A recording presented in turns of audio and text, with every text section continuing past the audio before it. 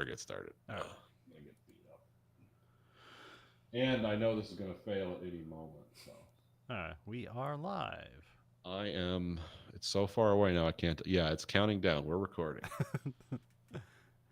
Tell your friends you're listening to the Verhoeven Effect podcast. I'm Conlon, and I'm Nathan. and we have our first listener's choice episode, Yes, suggested by Nathan's wife. She yes, wanted to hear us talk about Mad Max Beyond Thunderdome.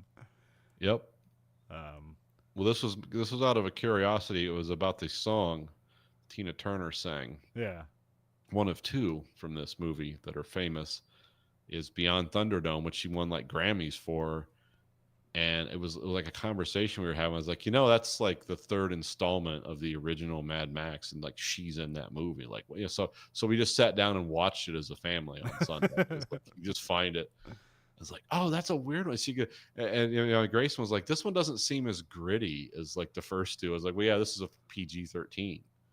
So it's because the Oh, was Road Warrior, okay. yeah, the Road Warrior was R for sure, and Mad Max, I don't Yeah. know Oh, it if was that was, definitely R. yeah, I'm definitely I'll look R, at R. I'm pretty sure it's R. but that was such just a for small movie. yeah, just for disturbing images. Yeah, I mean, usually the smaller movie though, like it doesn't get.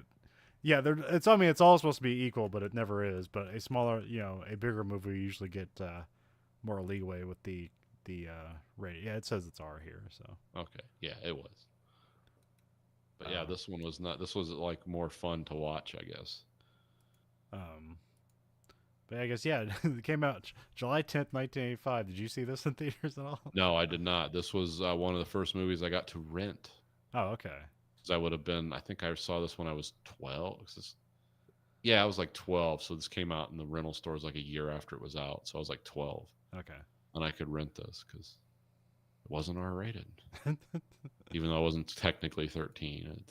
It's didn't ruin my life any. So um, yeah, I don't think I've ever seen this all the way through. So this is my first time. I've always seen pieces of it, and I just wasn't that interested in it.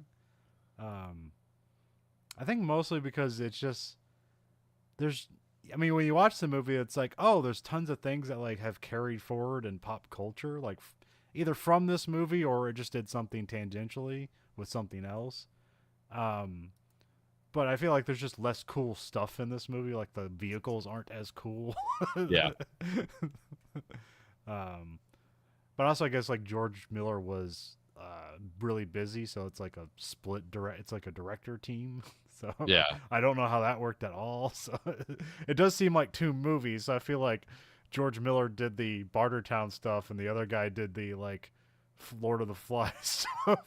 Maybe I'm not sure. Well, the way it was, well, there was a few things going on with this,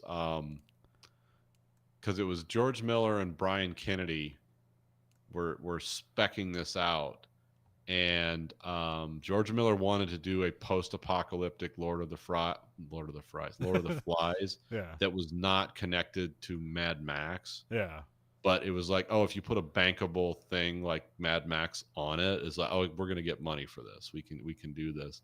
And so when they were scouting it out, his friend Brian Kennedy died in a helicopter crash. oh, okay, huh. And he was said, because at the end of the movie it says like, this is for Brian Kennedy, Yeah, and he was said he was so not only was he busy, but he was just processing grief, and it was not a time to be out in the Australian desert on a miserable set filming a movie like this. So yeah, it didn't. He said he had to wear so many hats during the making of this. It was yeah. not. He doesn't remember it fondly. Um, Yeah, even though the Mad Max series is all brilliant, and even George Miller seems like a really decent director and good guy, it seems that all the Mad Max productions are all terrible. yeah. Oh yeah. There's always something because he didn't revisit it again until Fury Road, and part of that was because he made some deal, like he stepped aside directing one movie, and he said, but I want the rights to all the future Mad Max films. And they're like, yeah, sure, fine. He was supposed to do Contact with Jodie Foster, Okay. and they wanted a different director, and he had already been contracted. And so it was like, oh, this will be a big expensive buyout to get him not to do it. But he had a counter proposal. And he's like, well, now I'm going to make the next Mad Max movie. And how many years was there between Contact and Fury Road? 15. Probably no more than that. Probably almost 20 years. Yeah, so it's like that was a fraught thing getting that done. So yeah, Um, I don't understand why that is. Maybe it's just luck of the draw. I don't know, because all these movies are like culturally iconic, yeah. and they're all very Australian movies too. But Yep. everyone loves them, Yeah. and it always translates here. You because like Mad Max is essentially a foreign film coming to America, and everyone like, oh, we love this. I mean, but it does. It kind of it also matches up with a lot of stuff we do. Because we have hot rod car culture, the Australians have hot rod car Yeah. culture. We live in big, massive, uninhabitable wasteland countries. They live in an even less habitable wasteland country with like almost like nuclear powered scorpions or whatever the hell they got going on there, and then those weird hopping deer that are violent and can punch you, the kangaroos. So spiders the size of catcher's mitts, and yeah, it's just like, so we have, there's enough in common, and then we have a language in common supposedly. So there's enough going on there that it relates. But yeah, it is always and I weird. feel like our racism is like right on par. Yeah, we are. I've worked with enough Australians to get to know them well enough. It's like, yep, this syncs right up. There's no like barrier here. It's like, yep, I get it, you get it, we all get it. We know what you're saying. You can even use different terms. I know what you're saying. So it's like, yes. Oh man, what was? I watched the. Oh, maybe that was on Amazon. There's like a detective show about like Tasmania.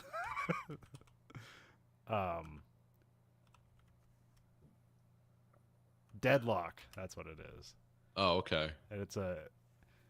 And so yeah, and they're and like the whole thing about that is like it's like the small town in Tasmania, but like all these like hippies are moving there, and they're all coincidentally lesbians, and like they're just and like everyone's angry, and they're all moving in from Australia because like Australians just turning to crap, and so they call the people that move there climate refugees. Okay. Yeah, it's a really good show. Also, like, you know, you won't know anybody in that show. So Yeah. I'm not sure if it's a Tasmanian production or just like a New Zealand production or an Australian production or a combination of all of it, but it's really well done for what it is. Yeah. Especially you're gonna be like, why is everyone a lesbian? And there actually ends up being a answer to that. So Yeah, there was some other detective show with Eric Bana and Anna Torv. I forget what that's. It's like a movie. It's not a show. It's like a movie. It's based on a famous novel from over there, and it's really watchable. Too. I mean, all this Australian stuff. What's the thing? What's the one about the assassin, Mr. Brightside or whatever? oh, I don't think I've seen that one. Oh, that one's wild. It's just like the darkest, weirdest stuff you've ever seen. They use a lot of Nick Cave and the Bad Seed. Okay, yeah. Because it makes sense because he's from there too. But yeah, it's like it's a crime drama about a hitman who's also like trying to be a good dad, and there's things thrown in. But then it's also crazy Australian like outback lunatic criminals, which are to American eyes are quaint but also more scary. Yeah. Because it's like a guy talking in that accent, like pointing a gun at you, is like that almost seems funny. Like it seems weird. It's like that doesn't match up. But then he like kills 3 people. It's like, oh yeah, this guy's serious. All right. All those Wolf's Creek movies are like really effective because it's. I don't know if you've seen those. They're basically just Australian serial killer movie. It's like Australians' version of the Texas Chainsaw Massacre, but I guess it's based on a true story. I have no idea how much. Being that there's a sequel, I'm like, I know it's a true story. But.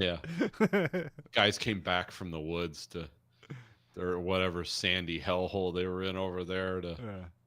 Because I've heard horror stories about things that go on in the Australian outback. They have a huge like incest thing that goes on there. Yeah. Where it's like, oh, these weird kids started coming to school, and we were looking at them, and their eyes were really far apart, and they showed all the signs, all the classic like web toes and stuff. Is like, oh, this is like 5th generation incest. Like, where are you kids from? And it was all like 3 generations of people just mother. Yeah, nobody thinks about the Alabama of Australia. Yeah. Oh yeah, and it's like, where where is this going on? Why are these people? What this is? These aren't Tennessee accents. Where are these people from? It's like, oh, they're from like, they built like houses out of like abandoned shipping containers in the Yeah. outback. It's like, why do you want to live this way?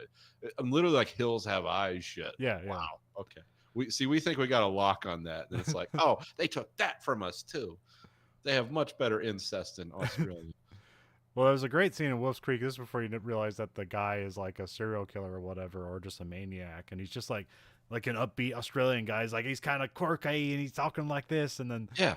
and then like there's like I can't remember if it's Americans or just like people from different parts of Australia visiting the outback area that they're at. And so they're all at a campfire. They're talking to this guy, and he decides to bring up the Crocodile Dundee thing of like, that's not a knife, that's a knife. And then the guy just has this blank stare, and that's when you know he's going to murder all of them. Yeah. Because he doesn't know why that's funny. His emotions just like switched off. Yeah, yeah. I forget. You used to be able to see, and I think it's called Mr. Brightside. You used to be able to see it on Amazon. I don't know, but I'll tell you this: there is a shootout in it. You can look it up. It's famous on YouTube, where somebody is lit on fire, walks out, surprises the other two guys, and someone takes a shotgun blast to the face, and they show it. And then a third guy gets run down and murdered in his car by the same guy, and that's like in a 3-minute scenario. That's what makes that show weird, because it's a lot of talking and people going about their normal day, and then somebody's going into a wood chipper. It's like, wow, this is a wild show. Oh. And then I remember that they got a lot of value out of Farscape because they shot that in Australia. And then that was like right around the same time they shot The Matrix there. Okay. I think it was just the city stuff that they did there, but and then also right around that time, that's when like you got like Lord of the Rings in New Zealand, and then all of a sudden like now everybody's shooting movies in Australia and New Zealand. So. Yeah, I mean, if you build an architecture around it, yeah, you can have that. I Lots mean, of it was super cheap to shoot there because that's where they filmed all the Xena and Hercules stuff. Oh, is that what led to that? Okay, Yeah, because it was just super cheap. Yeah, because I think she's in New Zealand, so probably. And they even did that when they came back and did that Evil Dead series. They shot it in New Zealand. they just made America out of New Zealand. That's why it's like, why does this seem really odd? It's like, oh, okay, that's why. Yeah, this supermarket he's working in has a weird look. It's like, well, yeah, because it's halfway around the world in another country. But yeah, then the rates went up, and then you had like Weta Digital, which became basically like on par with ILM at one point. It's like, that's crazy. Yeah, I think Weta. There was like a Weta company, like they were selling movie props, like they would make for sale to the public. Yeah, didn't you say like they made like World War II bombers or something that you were looking No, at? yeah, that was Wingnut Wings. Oh, okay. But that was the same guy. It was Peter Jackson. Peter Jackson, yeah, the guy who did Lord of the Rings. Yeah, he bought Wing. That all went out of business though. I don't know what happened there.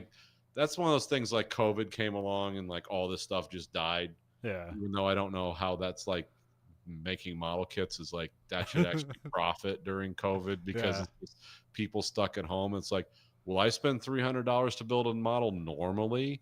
No, but I'm going to be here for the next 9 months. Yeah, I'm getting a $300 model. It's got like 10,000 parts. It's going to take forever.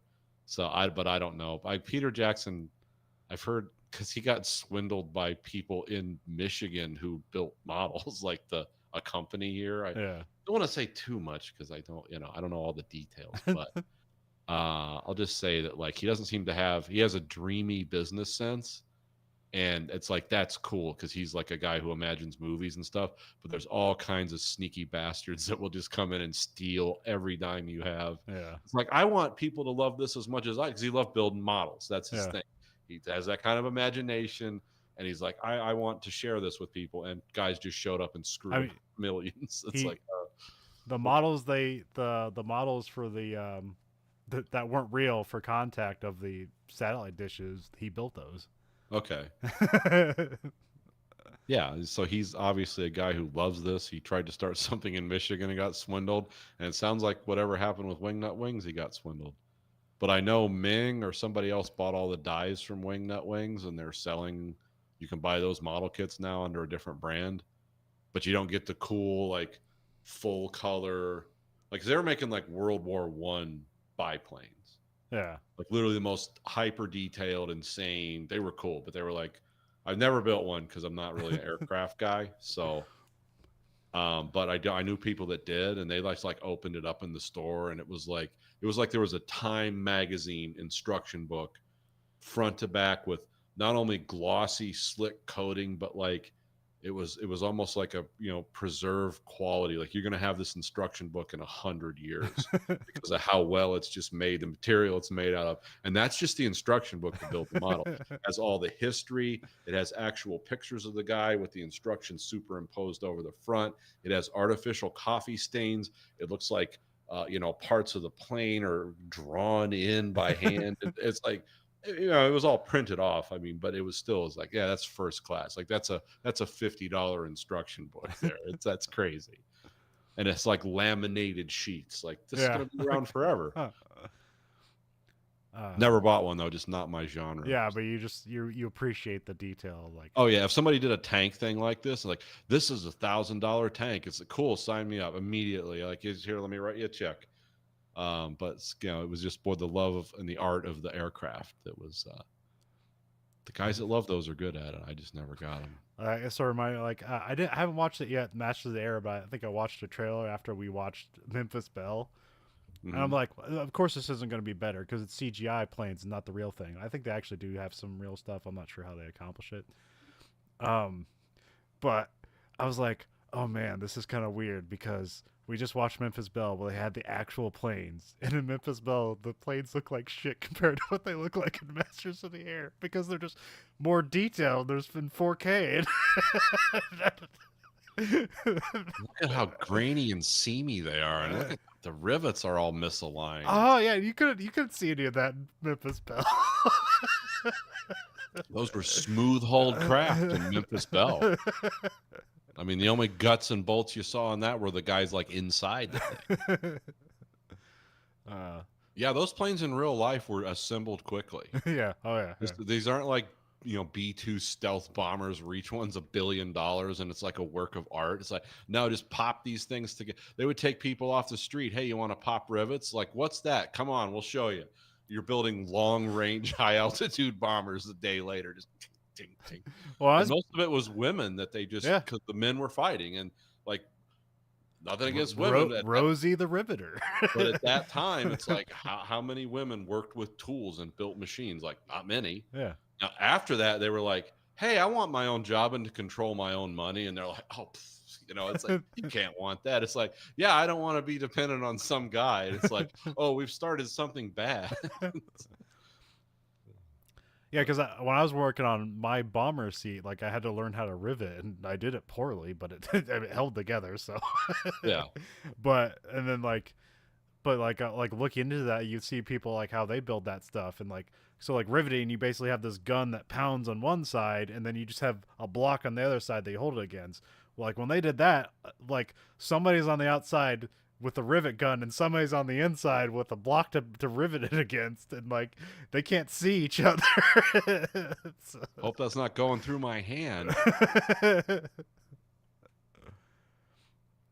I mean, the F-150s go together like that. Yeah, they're riveted together. Now it's like an industrial technique done by robots mostly. Okay. There's no people there's no rivet team because you just don't have, because on a truck you have to everything is precise. Like there's the same gap between each rivet because each rivet costs money. And it's not a government contract to build an F-150 where it's like, yeah, we'll just roll all this cost into the end. No, you have to compete. But yeah, it's if you see the substructure of those, the substrates, I mean, it doesn't look like World War II bombers, but it does. It's like you can tell it's the same kind of technology, just Well, I mean, evolved. it's aluminum, so Yeah, yeah. aluminum, and it's riveted. They collect those pop rivets that they put in there because the robot just goes along, ka-chuck, ka-chuck, ka-chuck, ka-chuck, and all those rivets fall into a thing, and they collect them all and recycle them. And you reload. They reload them like they're on. It's not quite like belts of ammunition, but it's because they're straight up and down and not lengthwise. But Okay. yeah, there's a guy there at the beginning of the shift. His job is to get these big spools, click, click, click, click, click, click, and they just load them. And that's like a whole day's worth of production. It's like 1,100 rivets an hour or something.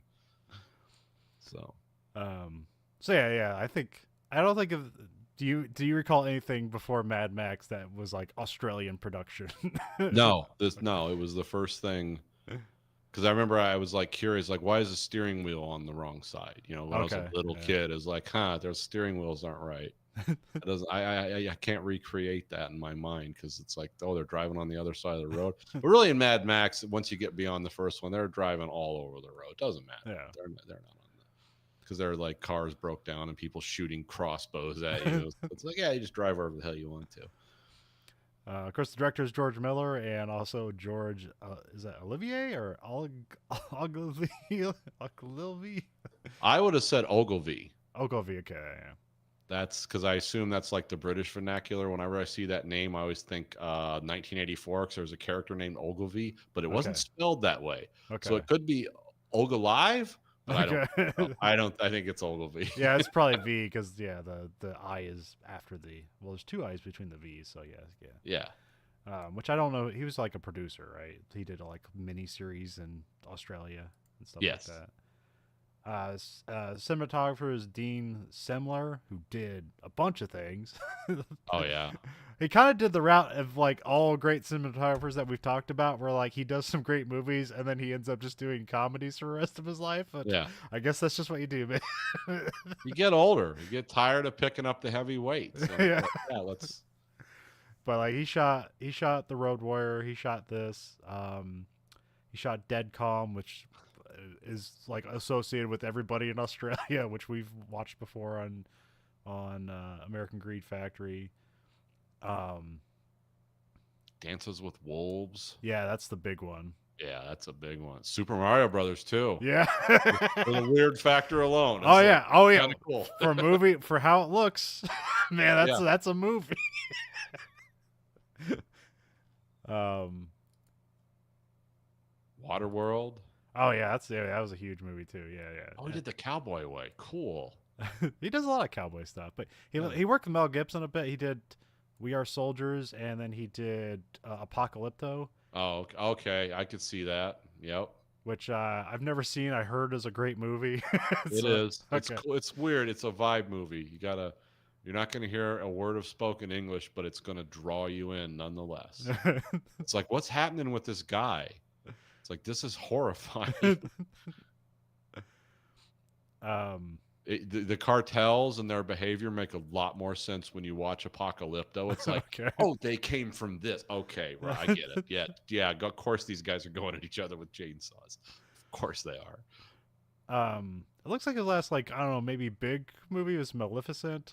He also did Paul Mall Cop. And then now he's just basically doing Adam Sandler Netflix movies, which again, like, hey, good on you, man. So, Some of those are amazing. I haven't seen one of Is them. he doing the all. serious ones or the No. comedies? Oh, Like okay. Ridiculous Six, The Do Over, Stanley Wexler. And, Oh, I thought we were talking like no, the space one he did recently, and the other one about where he's the guy with the gambling problem. What's that called? Loose oh, Diamonds. yeah. No. I thought it was something Gems. That could be it too. Uncut Gems. Yeah. Okay. I thought we were doing the serious Sandler No, stuff. he's doing all the comedy stuff for Netflix. Hey, well, just get paid. Yeah. That's 80. So yeah. All those Sandler people are getting paid, and like he goes off and does the serious stuff where like, oh, I guess Adam Sandler isn't just a hack. So, and then he can go back and do his hack movies with his friends. Like, hey, Yeah. everybody gets paid, so who cares? And people enjoy those movies. So, like, what am I going to tell you? I haven't seen them. I'm not going to watch them. So I'm not going to tell you they're bad just because the trailers make them look bad. So. Yeah, I mean, it's not my thing, but if you have fun with it, I mean, it's none of my business. Um, written by Terry Hayes and George Miller, so ampersand. So they're a writing team here, which they work together on The Road Warrior or Mad Max 2, as it's known everywhere else.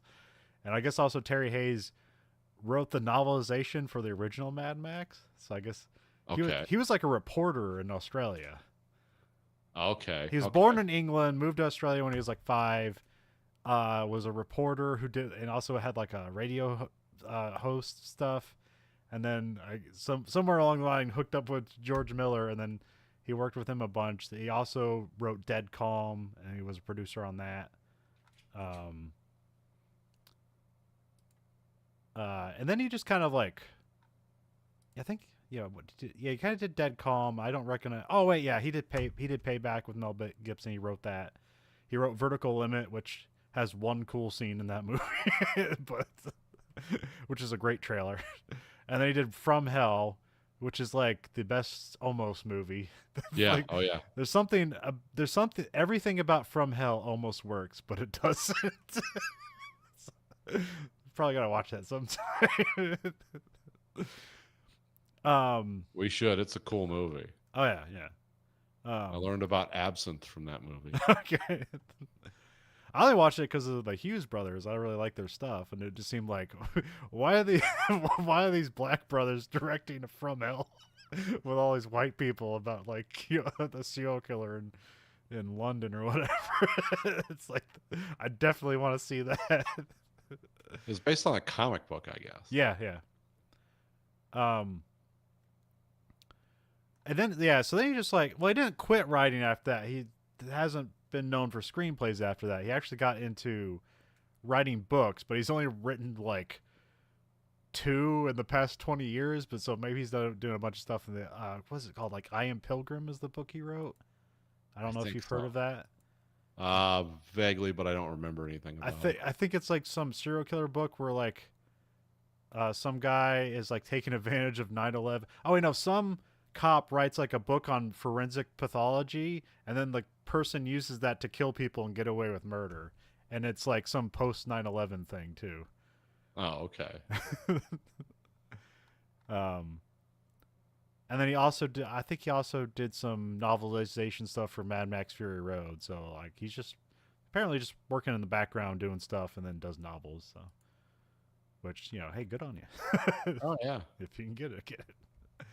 The cast is, of course, Mel Gibson, Tina Turner, and Bruce Spence, which, I guess the first 2 you recognize. I don't know. Oh, yeah, where are my notes? I guess put that away. Yeah, this was always confusing because Bruce Spence was also the gyro pilot in Oh, Mad Max 2. I think that's one of the things that, like, why kicked me off, why I bounced off this so easily is that nothing made sense. Yeah. But like it's actually in keeping with how Mad Max works because every Mad Max 1 is basically a remix of the original. Yeah. Like it has some of the same pieces, but everything's different.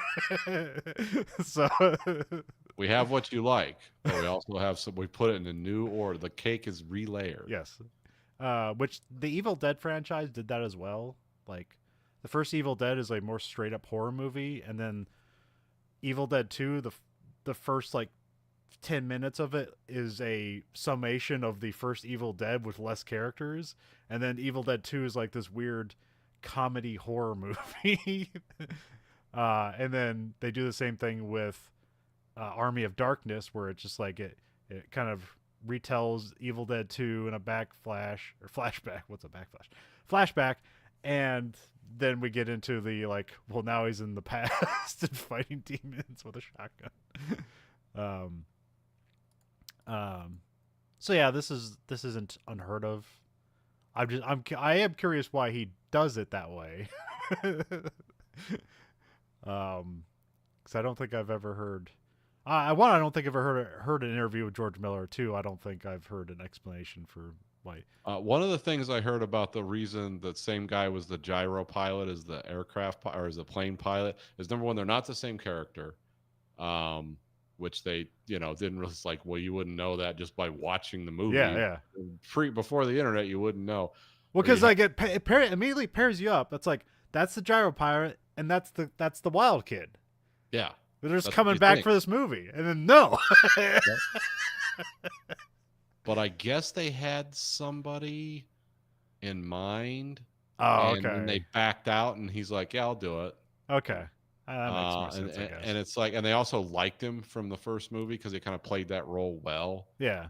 Because that's the second most memorable character, or probably the third, because you got Mad Max, Lord Humongous, and then the gyro pilot, and then the crazy guy, the crazy S&M guy and his boyfriend on the motorcycles. Like that's what you remember from Yeah. Mad And Max. the wild kid with the boomerang. Yeah, And there's like the one chick. I think does she have a flamethrower? Or she's got like she looks like she's from a rock band. She's got like a silver suit on. yeah. It I was think her, but she never. I don't think she really said no. much. I just well I think actually I It think was sad when she died. yes If you yes. remember that, like, oh, the Oh, the one chick pretty with lady that doesn't the look like she football lived in a gear nuclear on. reactor for 10 years. Yeah, no nuclear war, by the way, in the first two movies. No mention of it. No, Only but this movie do we hear about nuclear war. yeah, I think in Mad Max, I think in the Road Warrior there is like a preamble about being just like global warming, right, or a global weather event or something like that. No, Mad Max it was the first one. The very first one was just, it was basically, it was built around the oil embargoes of the 70s. Yeah, And like, what if that continued and got worse? What would the world become? yeah, And that's why, like, in the very first one, like Mad Max, there was still a semblance of society. yeah, But if you pay attention, like, there were zones of, like, there's no law enforcement here. yeah. So you have to run between these zones. And that's what what they called? MFP, the main Interceptors. force patrol guys. Those were the police, but they Okay. didn't control all of Australia. So that was more like a dystopia of, like, it's a failing world. By Mad Max, the world has failed. Like, there is no central governments anymore. But there's no mention of, like, nuclear war. This one, it's like, no, we had a nuclear war at some Yeah, point. yeah. Here they make it explicit, but I mean, Mad Max 2, it's more like there's no more oil, everything fell apart. But I believe there's also a weather thing that concludes. Oh, that could be, yeah. Because there's like no more cities anymore, and like that wouldn't make sense unless something moved people out of the cities, other We got to than remember, conventional warfare. well, a lot of people don't know because they don't live in if they don't live in agricultural states, is like, if oil collapsed, fertilizer collapses with it. Like, that's your second biggest product besides petroleum that comes from oil, is like fertilizer. So it's like, yeah, food's going to run out real fast too. So that's going to lead to, because mass starvation is actually probably worse, because at least in nuclear war, everybody dies Yeah, at once, or, fairly quickly. Mass starvation, it's like, oh, you can eat a cricket and make it another day of hell, and then maybe find another cricket to eat. But like, and that's also, imagine like mass starvation in America, like just 10 million people running from Los Angeles, eating the grass, moving in a wave across the country. Like, that's a nightmare, because they're not going to stop. They're not just going to kill themselves. They're going to keep going. yeah, they're used to eating, so they're not going to stop. Yeah. So it's like, yeah, that's worse. That's worse. The worst scenario. Because at least with disease, nuclear war, or whatever, it's like, yeah, eventually everyone's going to die, but not necessarily if you're starving, because then there's also people to eat once things really fall apart. So we got Act 1. We got black and white credits with a jaunty Tina Turner music over the credits, which I'm not sure which this song is. For some reason, it remind me of. This is called One of the Living. Okay. And it's based on a statement that supposedly Nikita Khrushchev made, but people say there's no evidence of him saying it, where after a thermonuclear war, the living will envy the dead. Okay. And so the thing of this song is like, you're one of the living. Okay. And it said that the living will envy the dead. I'm reading the lyrics, right? Yeah. Because you're one of the living if we can't stick together. So it's a totally 80s song, but it's cool because Tina Turner's, it's one of the two famous songs from this movie. But it's very cool to intro a Mad Max movie with this very 80s song sung by one of the main characters. Yeah. Or at least the actor that's playing the main character. She's not a singer in character. But No. She does get a microphone, but not Yeah. not singing. She's an announcer too, kind of. Well, no, there's kind of a dual announcing thing going on there. Although the song weirdly reminded me of the Sisters of Mercy, This Corrosion song, but Yes. this song predates it. So, but it does have that kind of like pop and electric kind of stuff and very British going on here. Yes. This is like Tina Turner being produced by a British person. Yes. Yeah, there's lots of like hammer clanging in the background Yeah. and stuff like that. It's like stuff they don't do anymore. Then we open on a flying shot of the desert, and then we see like a dusty wagon off in the distance, and it's like a truck, like a a truck, Yeah. F-150 or something or whatever they'd have there. It's being towed by camels, so I guess that's the hard thing to pick up with Mad Max and having continuity, because it's like.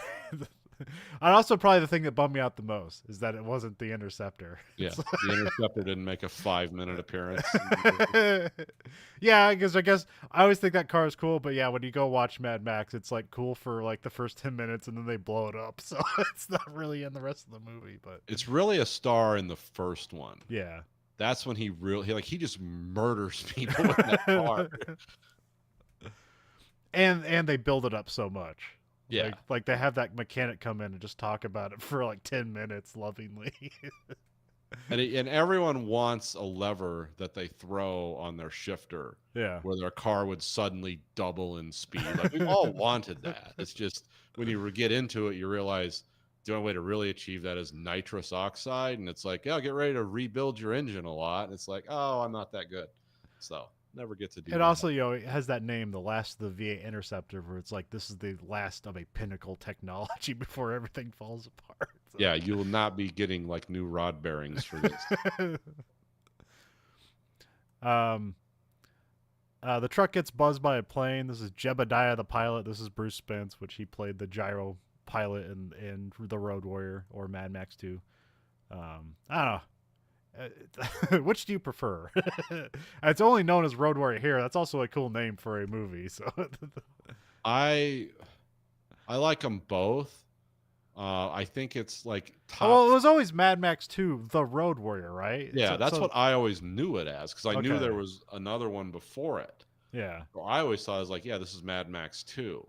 But for some reason, The Road Warrior. Yeah. But for some reason, like it doesn't. But anyway, Mad Max 2 or The Road Warrior, whatever, top 5 best movie posters ever. I don't know if you've ever seen that. It's worth looking at. Oh, I'm trying to. Is it just him standing with the shotgun? No, it's the one with it's like got the truck. It looks like a semi truck, and there's artwork like streaking lines. I think it might be the Australian release of it. Okay. I don't know if that was the one that made it to America, but yeah. Oh yeah. That looks like a heavy metal cover. Yeah. Yeah, that's one of the coolest movie posters ever, because everything looks like it's moving. It's Yeah. like, oh yeah, this is exactly what we're doing. But yeah, so yeah, he's not the driver pilot here. He's Jebediah the pilot. And then some kind of kid who's not the feral kid from The Road Warrior. His son, yeah, I guess we find out it's his son. He Yeah. calls him dad later. But yeah, who knows? We don't know if that's true or not. Yeah. A cloak figure, like the somebody gets knocked off the truck, and then the cloak figure runs back to try to grab the truck as the pilot hops off his plane onto the caravan and steals it. And then the cloak figure is revealed to be Mad Max, which is Mel Gibson. So yes, and that plane is a very weird Australian plane called a Transavia air truck. Okay, I thought that was just something they just built for the movie, but I guess Essentially, they built like 100 and some of them. Okay.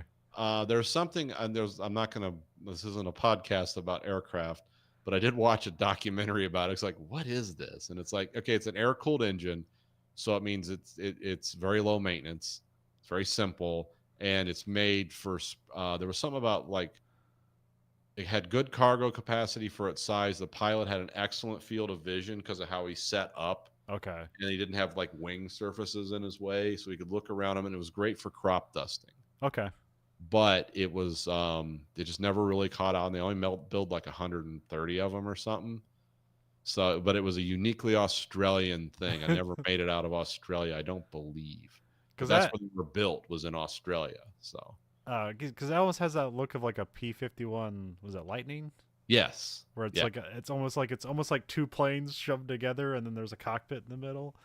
But like the cockpit is like really really small. It's a very weird looking plane. It's a 2-story cockpit. Oh, So there's okay. an upstairs, downstairs. All right. But I guess riding in the back is wildly uncomfortable.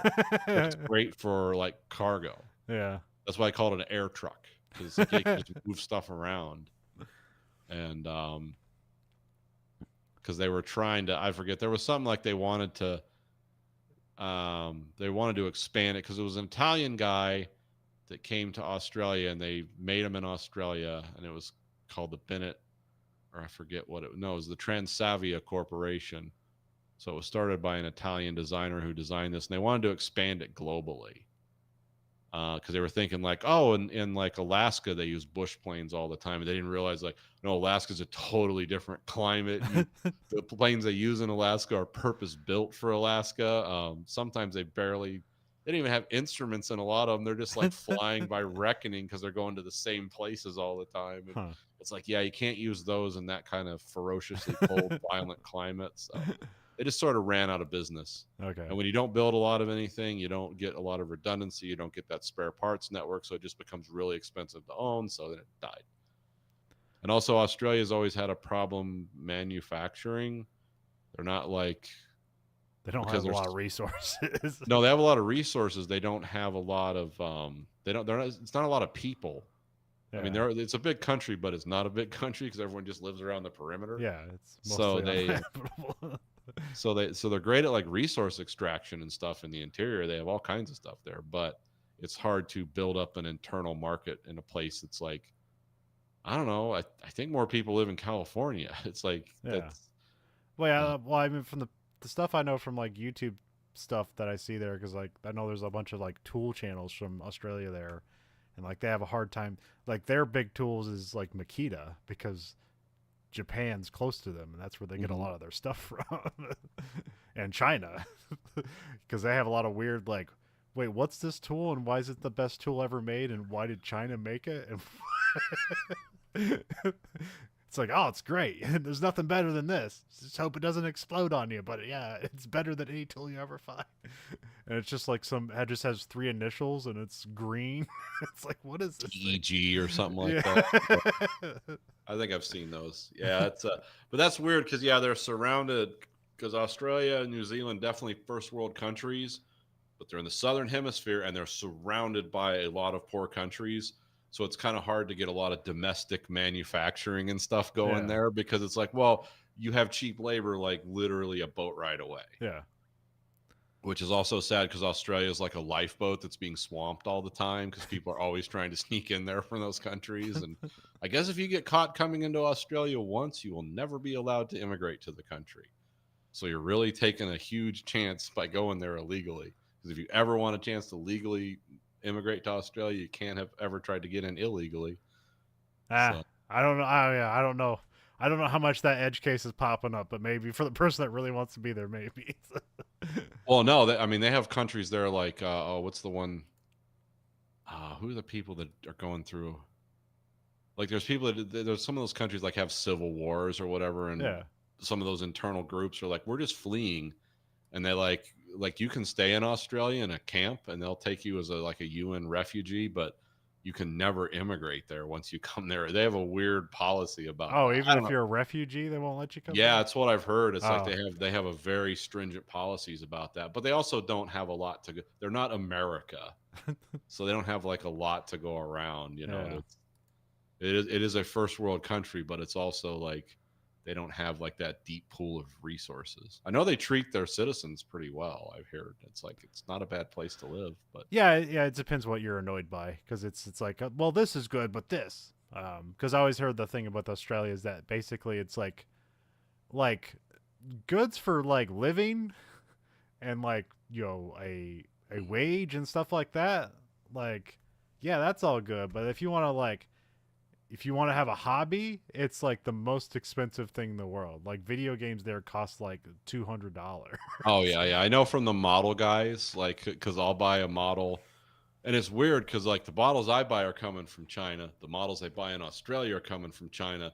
for some reason mine's $100 cheaper, and it's Yeah. like that's actually going further. It's like, how does that work? But it has to do with just depth of the economy. And Well, all I heard is just like they're not taxing the stuff people need, but the people that the things they consider superfluous in your hobby stuff, that's I getting thought it taxed was out the ass. okay, yeah, that could be too. Yeah, I don't know. It's another country. Like I said, So. I don't know anything about it. I'll never go there. It's too hot.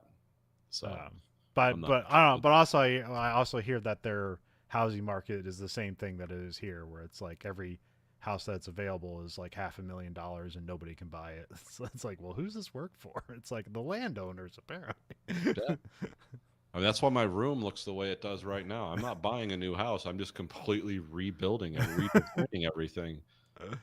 Because it's like, well, I can't buy another house. And for some reason, my house is worth, like, if I was going to sell it tomorrow, I'd get some ridiculous amount of money for it. But I also would have to buy something even more ridiculous and stupid. And it's like, no, I'm not doing that. So yeah, the figure is revealed to be Mad Max, which is his name actually said in this movie. I know he's like, his name's never said in any movie. I think they do introduce him, but I think they call him the man with no name or something like that.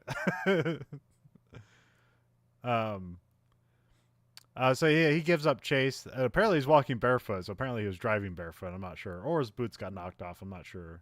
Well, I think the boots fell off the caravan as the guy was. Well, his pet monkey's throwing stuff off the caravan. Oh, so okay. Follow it to Bartertown. Well, you don't know where he's going, but yeah, his pet monkey who stayed on the caravan is throwing his boots and other things off. Oh, okay. That was Max's. Okay. Yeah. I was completely confused. I thought that was the pilot. I thought that was Jebediah's monkey. That was Max's. That makes way more sense now, because I didn't understand why would the monkey take the water to Max. And I was like, I thought that was like the pig killer really taking a gambit. It's like, this is all gonna work out. Pig killer would probably believe in that. Yeah, no, the monkey would, because remember then Road Warrior. Well, Mad Max, he had his wife and son. They got killed. Road Warrior had his dog. It got killed. Yeah. And then now he's got the monkey, which I don't know what happened to the monkey. I think he stayed with the kids. Yeah, I think it stayed with the kids. So yeah, at least they didn't get killed. It was PG-13. So yeah, don't kill the monkey. But yeah, Max finds his boots there, so at least he gets to walk through the desert with some boots. Let's see here. We cut the next shot. Max has his boots on, and he's walking. There's like a line of people walking into a town. This is Bartertown. Some guy's selling water, but Max puts a Geiger counter on it and refuses to buy it. It's like, hey, guys, gotta work, right? Which, yeah, again, like this is the first instance in the Mad Max movie that they acknowledge that there was a nuclear war. Yeah, and that radiation's a thing that you have to be wary of. Yeah. Which again, like this. I mean, I guess like, was it A Boy and His Dog? Really, is the might have even influenced this, but like the Fallout series is incredibly just Mad Max. They even have like the same clothing and stuff. Yeah. There, so. But yeah, there's a bunch of stuff here where it's like, oh yeah, that was in Fallout. So it's fun to watch stuff that's older than the thing you like and realize they just stole it wholesale from another movie. It's like, wait, are they geniuses? No, George Miller was a genius. Yeah. He predicted all this. You can't wait to watch the Fallout series and then try to tear apart Jonathan Nolan's genius and just credit all to George Miller.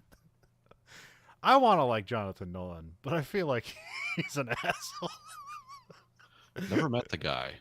I don't think I've even heard him talk. I just know how it was him. I know he was like a Westworld guy. Yeah, it's him and his wife ran Westworld.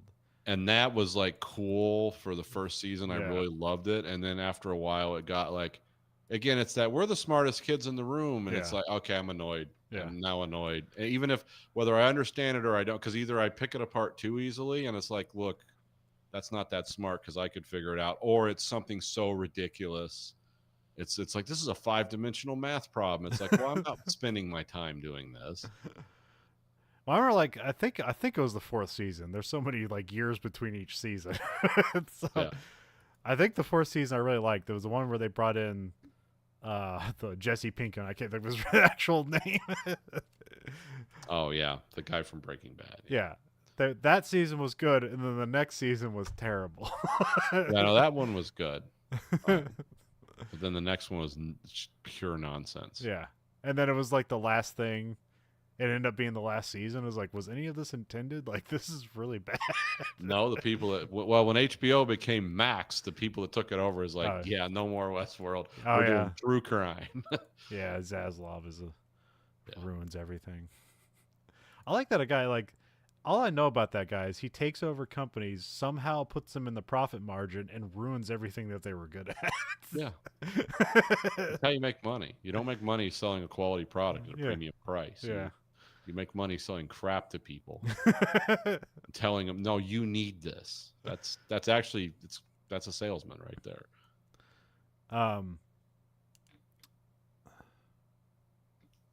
So Max asks the trader about his camels. He negotiates with his guns for 1 hour inside of Bartertown. He puts the gun to the guy's head and basically shows off his assassin skills, I guess, here. I guess this is the big guy's name. It's called the Collector. Yeah. So now the Collector wants to hire Max for a day in exchange for his truck and camels. So basically he does this assassination job. He'll get his truck and camels back. And then so they take him into Bartertown, and he leaves a comical amount of weapons at the armory. Yeah, it's like ridiculous. He just keeps taking weapons out. Yeah, I mean, it's basically a scene from like The Naked Gun or something like that. It's basically a spoof at this point.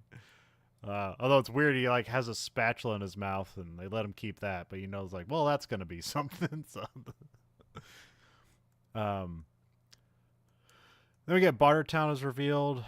There's guards that have like leather and metal armor, so these definitely like look like the Marauders from the Road Warrior, but Yeah. maybe a bit more uniform. There's some people that have like this weird mohawk mannequin head that's like that's on a stick on their back, which I don't know if that's to look cool or to like throw off snipers. I don't know. Could serve well, it'd definitely be weird.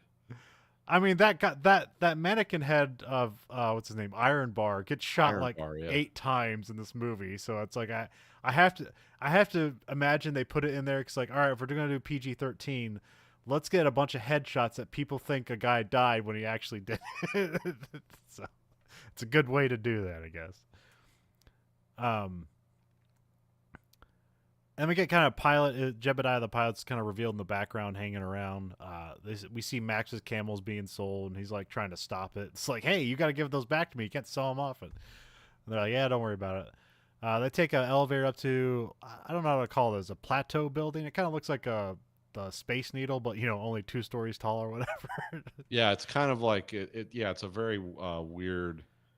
Oh, they didn't have that art back then, but it looks like kind of a fractal building almost. Like it's a bunch of jagged steel welded together, and it's kind of a bird's nest at the top. Yeah. So it's like a spire, but then it has like all your stuff on the top of it, so it's like hard to get to. So,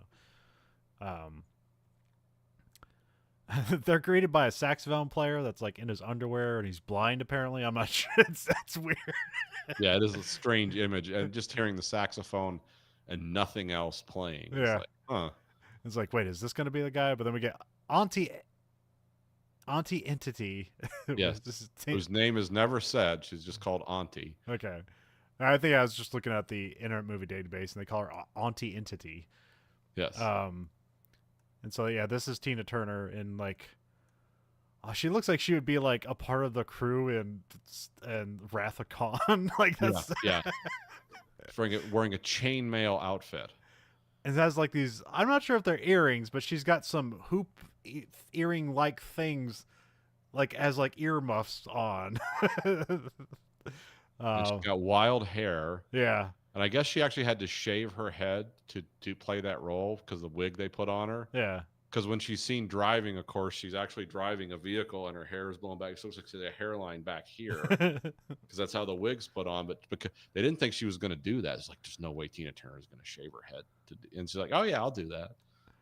Yeah. Well, yeah, that's a whole universe I'm not into. But there's the black culture and wigs and stuff like that's a whole thing I'm only vaguely aware of. So I'm pretty sure she was totally fine with that.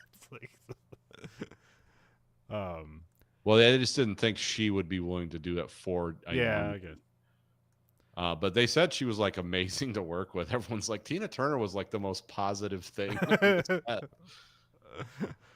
Yeah, she definitely brings that energy. There's definitely like, Is this her only like acting role as a main character? I know she did other things, but I think this is like the first and last movie where she's like one of the two main characters that I can recall. maybe. I want to say she did a bunch of like bit parts. She did, but I mean just as a A main main character. character, probably not. Yeah, because she was great in this. All her dialogue and stuff was just like this is a crazy, compelling bad person that I can see why people like her and consider Yeah, her energetic. Like she makes sense as a leader yeah. of this world. Yeah. She makes a great villain because you like her. It's like, well, I want a compromise. I don't want her to die, but I don't want her to win. And she's not overtly cruel and evil. She's like, no, I want things done, but I'm Yeah, not gonna like just put people in like acid or whatever, you yeah, know. yeah. She found a way to make the world work as it is, um, and it's not even that cruel. It's like just kind of, it is barbaric, but it's focused barbarism. Yeah. It's like, well, if we're all going to be animals, let's be coordinated animals. Yeah, So, let's work together for this common misery instead of individual suffering. here Max reveals that he was a cop and a driver, and then Auntie says that she was nobody before. So I'm guessing that's why she's like has like a kind of a positive energy, because she's actually in a world where it's like, I like this world. I'm Yeah, this somebody. world works for me. Whatever I was doing before as an American singer in Australia, I was not successful. Now, after the apocalypse, I've found my calling. Of course, she doesn't say that she's a singer, but No, we just know that. No, that's what yeah, she does. Um, I could well, I see her mean, like you hear her. a You, lounge act in Perth, maybe just like I'm gonna try my way in a I mean, new yeah, land. we don't literally see her sing in this movie, but she does literally sing in this movie. Yeah, oh yeah. And I'm not sure if the music video for this probably would appear before the movie even came out. So maybe that, there's. Yeah. This is one of those weird things where the movie and the single were almost as big. Like they were Oh, just I'd say this. No, I'd say the song is bigger than the movie. yeah, it might very well be. Yeah. Well, I mean, at least in my purview, because when I got to the end of the movie and started playing like "We Don't Need Another Hero," I didn't realize that was a song to this, even though she literally says Thunderdome in the thing. I didn't Yeah. know when I heard the song before. I didn't know what she was saying there. It was just kind of like to me, it was a mumble. I didn't know she was saying Thunderdome. Because I always use that as like a joke, like in American Greed Factory, where like we'll talk about somebody who's like, up for a Darwin Award or died in some crazy way that was stupid, or there's just some self-important billionaire doing something, and then I'll just break out into like, we don't need another. Yeah.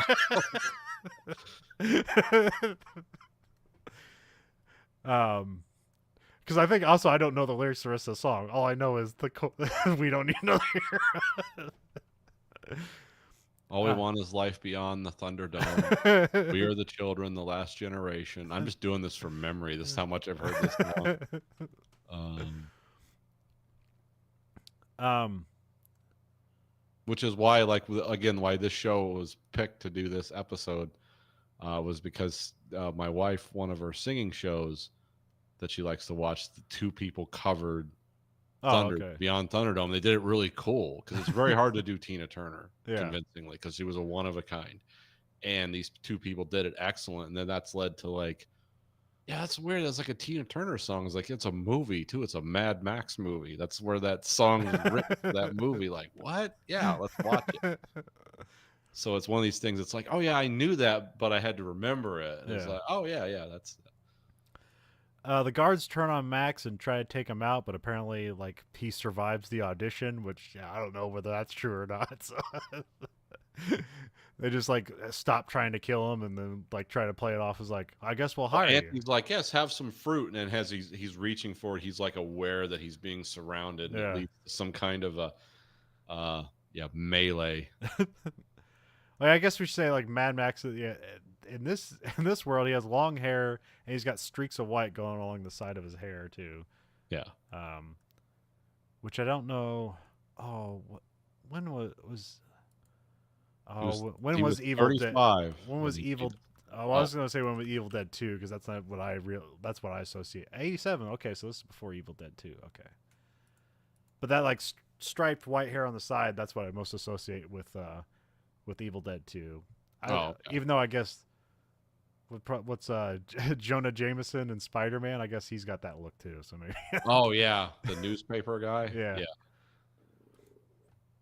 Yeah, Um. the guy played by the guy I always think of as the evil dude from Oz. Like Yeah. whenever I see with J.K. Simmons, I was like, it's the Nazi from Oz. And also when I saw like the guy in the Matrix, the operator, what was his name, Tank or whatever. It's like the Ronald Perrineau, the actor. It's like he's from Oz. He's the guy in the wheelchair that Oh yeah. opens the show. Is like, and he's in the Matrix. It's like, well, he's in a chair again doing something. So it's like, yeah, Yeah, I saw that guy in a wheelchair for so long, and I thought that, oh, they just hired somebody who's like, a paraplegic, and then you see him like, oh, I think it might have been Lost where I first saw him like just standing around and doing stuff. It's like, oh, he's not paralyzed. Okay. did he get that surgery? Auntie needs someone killed, but they can't know it's coming from her. So they look into a periscope that goes down to the subterranean world that reveals a pig pen, and so apparently like the pig shit is powering Bartertown on methane. Yeah, Which I don't know. I don't know. I figure it's George Miller, so he's probably figured something out. There's probably some truth to yeah. this. George Miller is like a doctor, so he's really smart. Probably like, yeah, that works. There's a little person that rides in the back of a giant, and they're known as Master Blasters. So the little guy's Which is master. cool. Yeah. Which this was also a Nintendo video game called Master Blaster. It has nothing to do with this, but I believe. Well, actually, let me see when Master Blaster came out. This probably predates it. So, game. It's wait. So here is it Master Blaster? Yeah. Okay, the game's Blaster Master, so they just reversed it. Never mind. Oh, okay.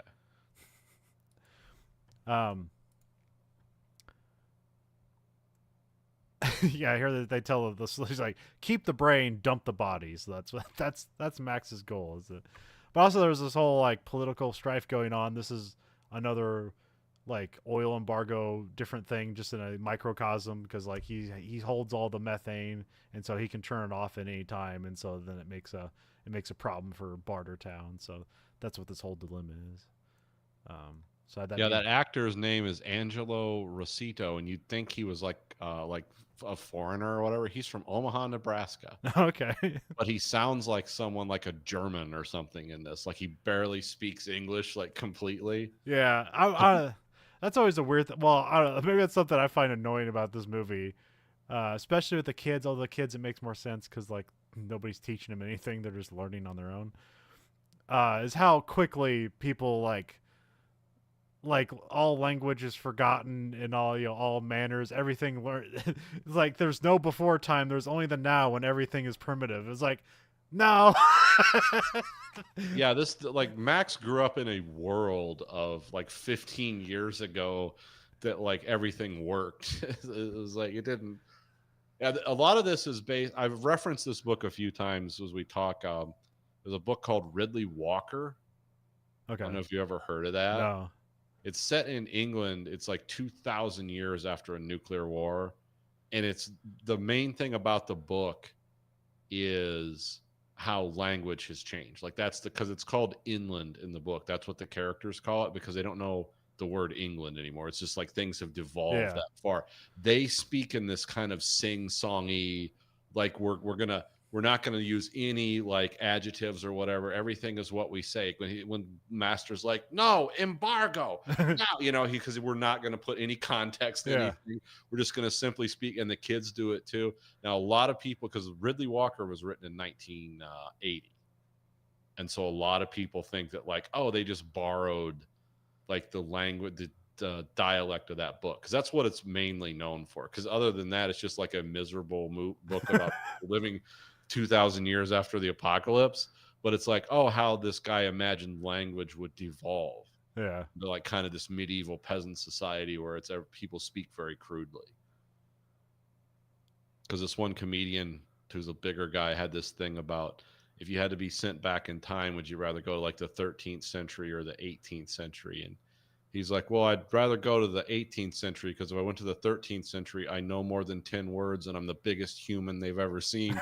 They would think I was some kind of witch or something, try to kill me. So it's like, yeah, so yeah. And if you've read with Ridley Walker, which I have, and then you watch this movie, it's like, oh, they just like borrowed that concept. Yeah. But in Ridley Walker, it's 2,000 years. Here, there was a functioning modern society like 15 years ago. And now it's like, oh, everyone's talking. But I think like Master is like supposed to be playing like a foreigner. Yeah. Like someone who is I like guess so, yeah. an engineer who worked in Australia. Because that's the thing is like, why is he so like needed? Because he talks like an idiot, but obviously he knows everything. Yeah, I just assumed he was acting like someone who like English was not his main language. That makes sense then. Yeah. Because he's obviously, because when he puts, in the other, as the movie goes on and things change, like he dresses like a guy in a suit and like acts normally. It's like, oh, okay, he's not in the Master Blaster persona anymore. So, which like, those clothes would have to fit him, so I presume those are his clothes, and that was his truck or something. That guy was in real life 2'10", huh? Which is like crazy. It's like, what? Wow, very small. But that's something that George Miller did a lot. He would hire a lot of people that have like disabilities and stuff to be in these movies because it's like there's weird, neat things you can do with them, and it goes on even to basically it's in every Mad Max movie. I mean, even well, it would make sense in that world because you just have to take who you have. And they would adapt because, like, people would be like, no one would put someone with mental disabilities doing that. It's like in the apocalypse they would. That or they starve to death. So it's like you're finding this guy a job. Yeah. And it's like, okay. So Act 2, we got to their saxophone and the manure factory. Yeah. Max is shoveling shit because in order to get closer to Master Blaster, so he got a job down there, finagled a job. There's like this is presumably a volunteer job that Max is doing, but then we show a prisoner who's branded pig killer because apparently he killed a pig to feed his family, and that's their energy source. So it's like you can't do that. So. Yeah. That's like America if you destroy oil. Like, we will destroy your country. Destroying a pig will be a life sentence. Yeah. This guy has like an unhinged sense of positivity. Yeah, even though he's like chained in a pit of feces. And that's his job every day. Like, he has a weird collar around his neck with chains coming off of it. Yeah. So he can only move so far and do so much. But yeah, he seems like kind of an upbeat guy. It's like, okay, yeah, make the best. I'm glad you can do that.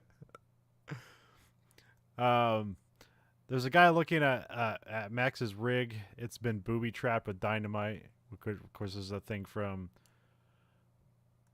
I mean, I guess you could link this to all the movies. Yeah, it became a thing in Mad Max 2. But you could make a case for, like, in the first one where he chains the guy to the car that's about to blow up and then gives him a hacksaw and says, like, it'll be faster. That's a line I've always wanted to use in real life, but I can't imagine a scenario. Like, you can saw through your leg in 5 minutes, or you can saw through case hardened handcuffs in 10. Something like that. It's like, I've always wanted to say that, but it's never come up. Which is basically the impetus for the entire Saw series. Yeah, it's basically, Mad Max invented Saw. Which I think the people who made Saw are also Australian. Probably, yeah. I think is it James Wan? Is that the guy's name? I only watched the first one. I never made it to the 15th. Oh, I did watch the one with Chris, or was it Chris Rock? Oh, what is it? Was that called Jigsaw? Yeah, it's Spiral. I think that's what Spiral. Okay. Yep. It wasn't very good. He was good in it, but yeah, it was a great movie. Well, I think it was an accident. He even got involved in it. And I think he like kind of took it up. It's like, yeah, I'll work on this. It's kind of like Snakes on a Plane. Yeah. It's like I just like Samuel Jackson's like I just want to say this one line. I'll do your whole movie, and it's like yeah, Yeah, it's James Wan. He's Australian and he did the Saw franchise. okay. So now we've decoded where it came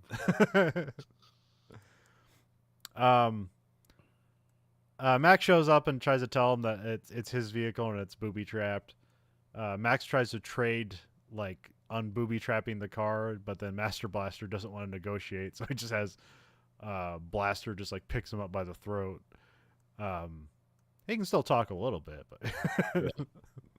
but Master Blaster turns off the methane that powers all of Bartertown, and then here's like everything shutting down, and then like there's like a some sort of communication. They communicate to each other, and he forces Auntie to say Master Blaster runs Bartertown over like the town loudspeaker, and so this kind of like forces their position where it's like she's in charge of she's sort of like, what is it, like the queen, like it's kind of a ceremonial leader versus the government that actually does everything. So Yeah, she's like the leader of commerce Yeah. and trade, and like she's like the mayor of the city, where Master is like, I make this toilets flush, I make the city run. Without me, the city's fails. So. Yeah. And which is interesting because Bartertown is just a metaphor for like, oh, this is the capitalism that got us to this point, and now we're just accentuating this on a much more primitive level, where we'll just literally trade anything for anything. Like anything goes capitalism, murder. They don't talk a lot about human trafficking and sex trade, but I'm sure it exists. It's a PG-13 movie. So the first thing the collector, before Max talks to him, I think you hear him mumble like something like 2 hours with my wife or something like that. No, it's 2 hours with a woman. Yeah. Yeah. It doesn't specify like, no, she's a sex worker, this is her job. No, just 2 hours with a woman that we own. Do whatever you want, just don't damage the goods. It's like one of those deals, Yeah. which you hear that all the time, but if you really think about like, well, that's a human being they're talking about. Oh my God, that's dark. And so, but yeah, after Auntie says that through the loudspeaker, Blaster announces the embargo has been lifted. But he doesn't say any of that though. But he doesn't say it like that's the thing about Black Master. He's like, embargo lifted. Yeah. But he is like, there's no like the speech doesn't run together. So he's just playing an idiot, kind of. Just noun verb. That's how he talks. Yeah. And Blaster looks like a bad guy from Doctor Who. Yeah. I forget which one because he's got the round head helmet. Yeah. And he looks like a Doctor Who villain. I can't think of which one, but I guess maybe a more modern video game stuff. He's like Pyramid Head, but without the pyramid head. Yeah, something like that. I mean, he almost looks like a 1950s robot, but before you put the rest of the robot suit on. It's kind of like Robbie the Robot without all the visible clicking gears. Yeah. Master Blaster Blaster has a strange look to him. Max is forced to disarm the bomb. Here it sets off an alarm and it freaks out Blaster, and so then Max takes that like into consideration, and then he like has his badly freaks out Blaster, like he kicks Master off the back, and he's just like ah! He's making very weird sounds. Yeah. So it's like, he doesn't like loud noises. Okay. And then Max tests his whistle to see if that affects him, and so, it's just all sharp, loud noises. Which I don't know. Being how this underground works, I figure like everyone would be deaf by the first week.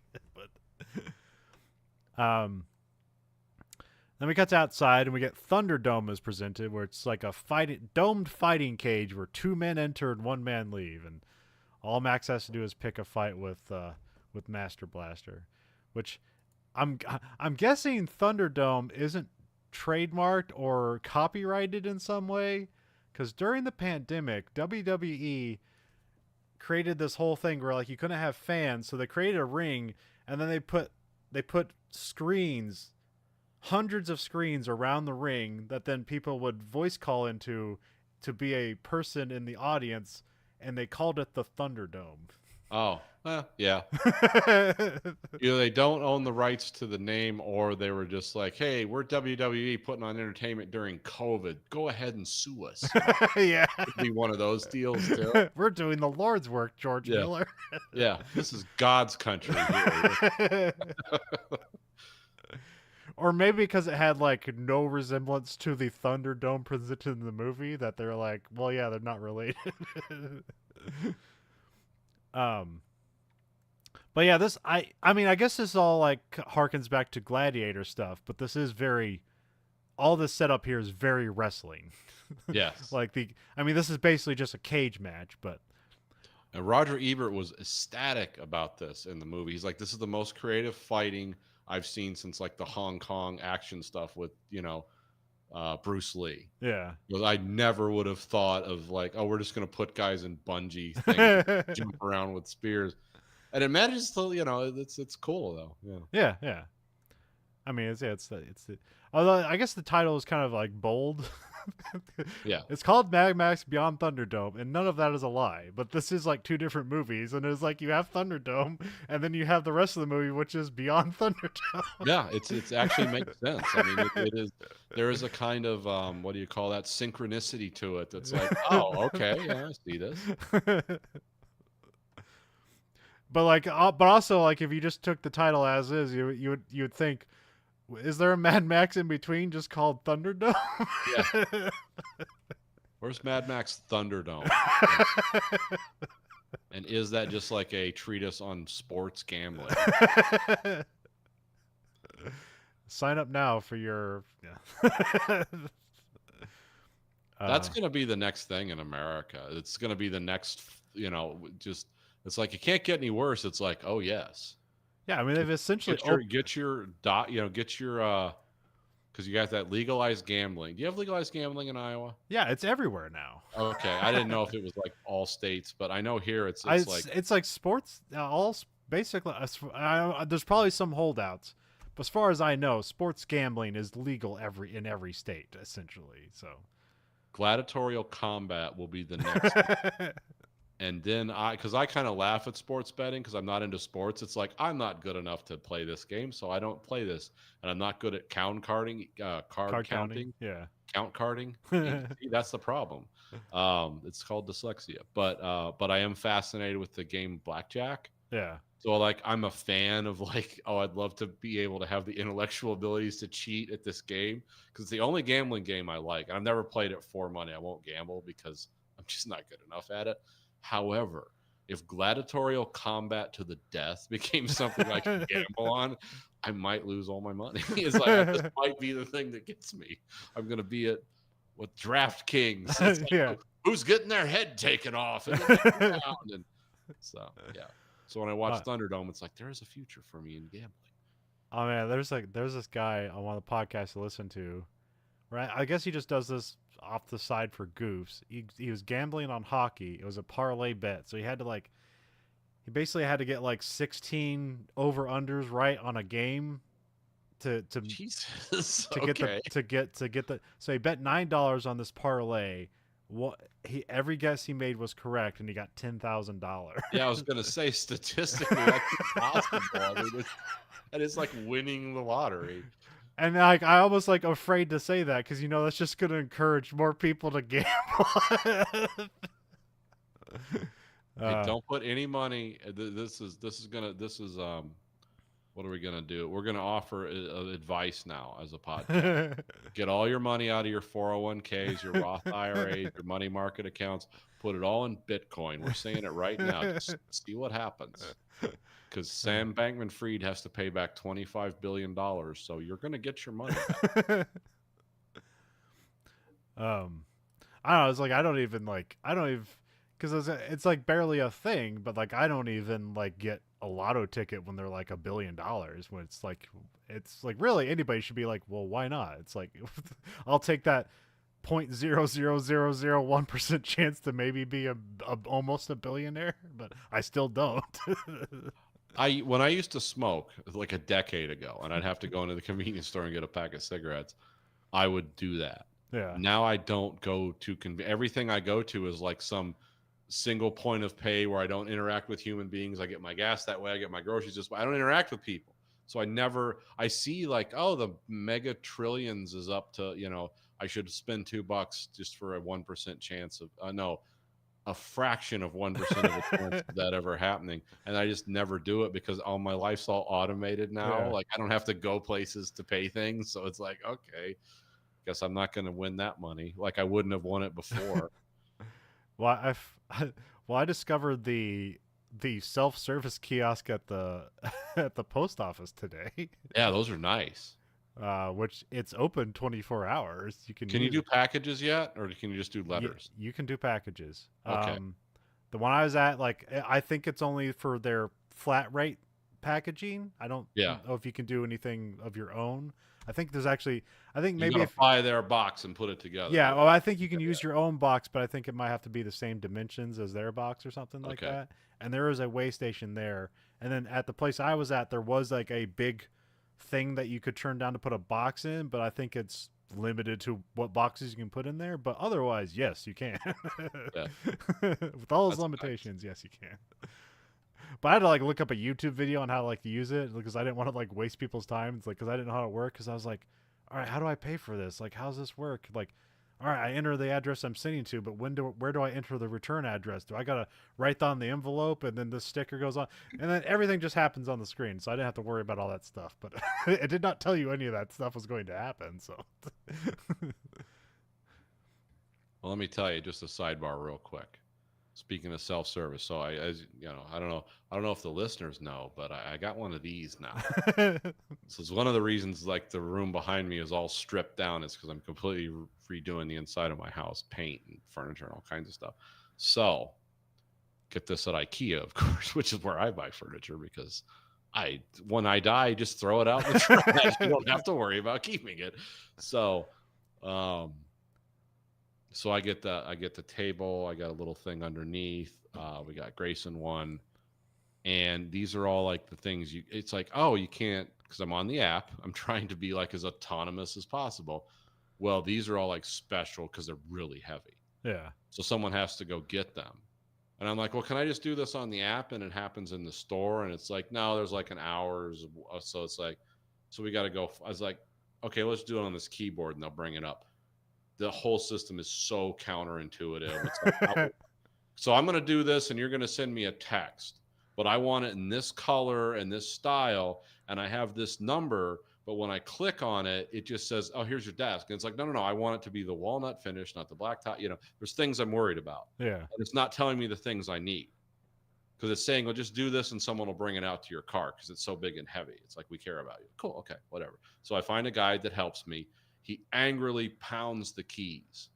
And it's like, cool, be as big an asshole as you want. I don't care because I'm getting what I need. So cool, whatever. You're not hurting my feelings. So we go and check out. Beep, I pay all the money. And it's like, okay, back your car up to this loading bay and we'll bring it out to you. Cool. I'm just hoping my car's big enough that all this stuff fits. It did. Here's the joke. So this stuff is too big for me to pick up, for me and my son and my wife, and my son, by the way, can bench press like massive amounts of weight. So I was like, that's too heavy for, okay, whatever. So then I'm waiting out there and then it's like, oh, we're coming out to see you. It's like, cool, great. I can't wait to see you. And they come out, this literally 85-pound woman comes out with all this stuff. It's like, do you need help loading this? I said, well, apparently not. So thank you. And it's like, it's so ridiculous. It's like, I could have just gone and got this off the shelf. I could have skipped all this because you're not good. Am I just going to say yes? And we're going to sit here and watch you load this truck. That's who we are. So yeah, sometimes this self-help stuff is great. Sometimes it's like, this is ridiculous. Yeah. What just happened wasted not only my time, but your time. And it's like, there's all kinds of time that could have been saved here by me just picking this stuff up. Because I'm supposed to bring it home and assemble it. And it was monstrously heavy to assemble. I thank God I had like heavy duty workbenches so I could flip it over. Because if you were doing this on the carpet or something, you'd rip your carpet to shreds. It weighs so much. So it's like, I don't know who's doing this at home, but TaskRabbit would have done it for $200. So okay. like, well, I saved me $200. And it's like Stacy was like, "Are you going to be able to put that together?" It's like, my whole hobby is taking complex things out of boxes and putting them together. Like, this is what I've trained for, so I could do this. Anyway, back to the movie. Master Blaster rides up in Max's truck car thing, whatever caravan, whatever thing.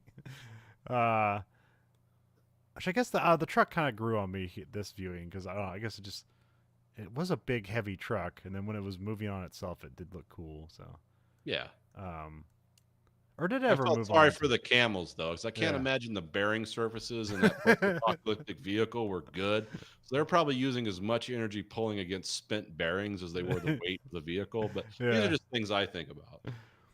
Um, yeah, yeah, yeah. Can the vehicle function on its own, or was he just out of gas? I'm assuming like he just gave up on the concept of gas and just gutted the engine and transmission. Okay, so it It's- never. It was just a tow along. Okay, so it Because if you never. take out the engine and transmission, you're taking out 1/3 of the weight of a Yeah. vehicle typically. So the camels could pull it as a train, So and then you have more space to hold stuff. well, I thought like this. I thought this vehicle was like in the chase at the end, but I'm guessing it wasn't. If it doesn't have an engine and transmission. Well, I'm just assuming things at Yeah. this Okay. point. Well, because I was confused. Like, why would he booby trap it then? Like, if nothing can start. Yeah, but you can What? still steal it. Yeah, Um. because the gyro pilot when the aircraft pilot stole it, he didn't take over operation of it, or it didn't ever come to a stop on him. So he just knocked Max off of it, Yeah. and then flew back and jumped on it and just kept it moving. Yeah. Well, I'm assuming there's something that goes on in the axle or whatever. Like when it stops, it like arms that system. Okay. And that's why Max has to disarm it. At least if I was sat, but when I put dynamite under my vehicle, that's what I do. So um. So yeah, Max picks a fight with Master Blaster. Blaster's about to crush Max's neck when like all the guards like pull guns on everyone, and then this is where we get the Thunderdome is granted. And so now yeah, it's everyone starts speaking like Shakespeare. The Iron Bar is like, "Behold the law," and then a guy in like some kind of I don't know. The character's name is Dr. Dealgood. Okay.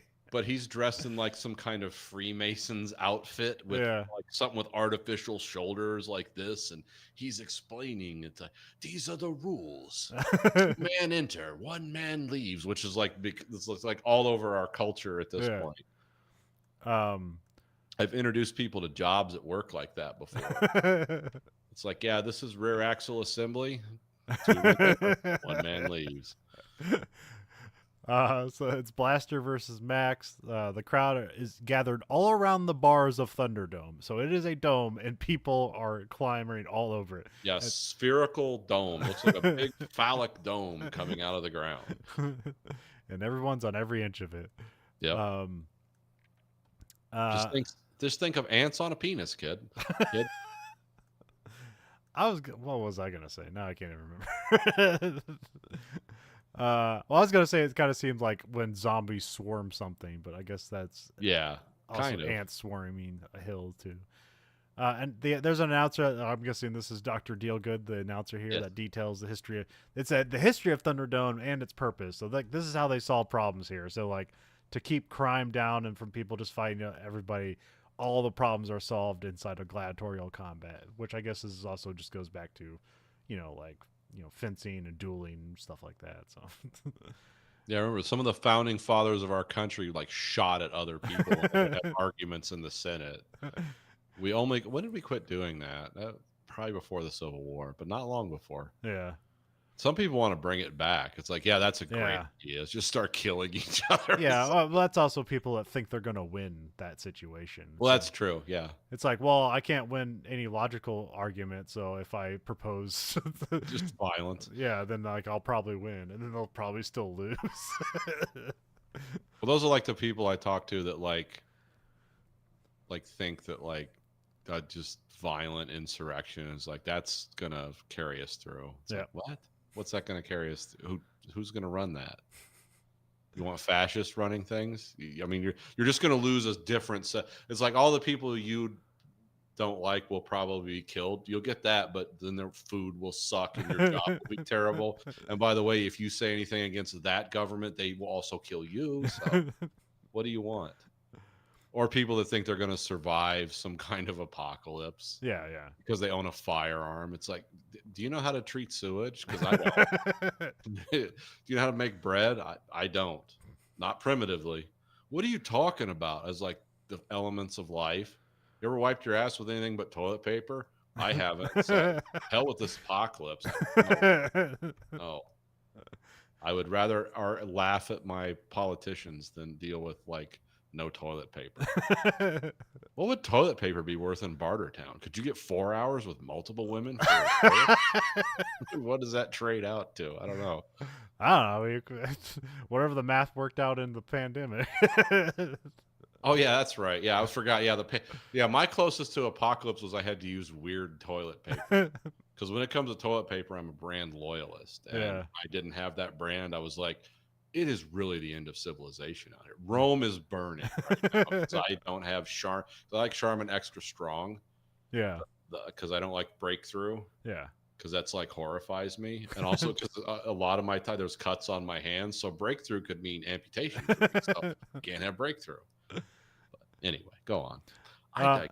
Weapons are being strewn about the cage. This is where everyone is chanting 2 men enter, 1 man leave, which I didn't. Which, like, that's always a phrase I've heard. I didn't realize it's like a mantra here for the town. Everyone's excited for it, including Pig Killer and the pilot are also up there like, hey, we created this situation. Cool. Blaster enters the Thunderdome to cheer. So this is just pure wrestling where like he's the baby face technically, and he'll literally be the baby face later on. Don't forget Master's thing when he tells Iron Bar, he's like, no, with Blaster, 30 men enter, he leaves. Like he's going to literally kill this guy and anyone else you throw at him. Max enters as the man with no name to a mix of cheers and boos. So he's got his fans, that some people just want to see some people just want to see Blaster go down, I guess. Yeah, apparently Blaster's done this a few times. We get more of the weapons replaced. We get like a giant mallet, a chainsaw, a bunch of other stuff. Which like poles with knives on the end of them, like big slashing. Looks like weapons that would be used in medieval China or something, like those kind of weapons, very artfully made. Kind of halberd-like things. Yeah, halberds, but with an Asian flair to them. And I guess I don't know, I feel like I know this is just gladiatorial combat, but I feel like I also confused this with the wrestling scene in Escape from New York. Oh, okay, yeah. I mean, it's basically the same thing, but lower budget, but yeah. No bungee straps. So they're strapped into bungee jumper things, which at first you're like, what's going on here? And then the max starts by them just like pinballing the machine. Like you got to pull back the plunger to shoot the pinball. That's what they do with Max and Blaster here, which at first it kind of seems like they're on even footing because they can't touch the ground. So it's like, but it still seems like this is going to be advantage to Blaster, especially being that he's done this before, presumably. It's a very awkward fight to begin with, but then eventually the bungee settles and they can touch the ground. And so then they start to have like a more traditional fight, which Blaster takes advantage of by just being overpowering Max.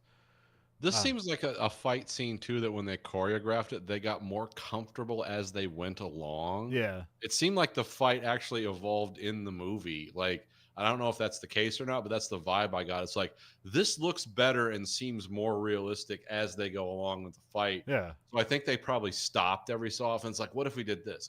What if we did? I don't know if that's the case, but I'm imagining something maybe like that happen. Blaster just slingshots Max and nearly impales him because there's also just spikes sticking in. Yeah, I didn't even think about that until Max, like his head is like this far from me. Like, oh, okay. And then Blaster, like, I think Max hits the ground and Blaster's just like jumping up on him, like he's using him like he's like, I don't even know how to describe it. Like he's on a trampoline. Almost. Yeah. He's using Max as the trampoline. Max keeps trying to grab his whistle, but he keeps like missing it. So it's like, we got to get the whistle. This is the only way I'm going to win. Blaster gets a spear and then tries to spear Max, but like misses him and kills the spectator, but like nobody cares. Yeah, everyone's just like, just move over, get closer, let that guy fall, climb over. Got a better seat now. It's like if you were watching something at a sporting event and the people next to you got killed. It's like, cool.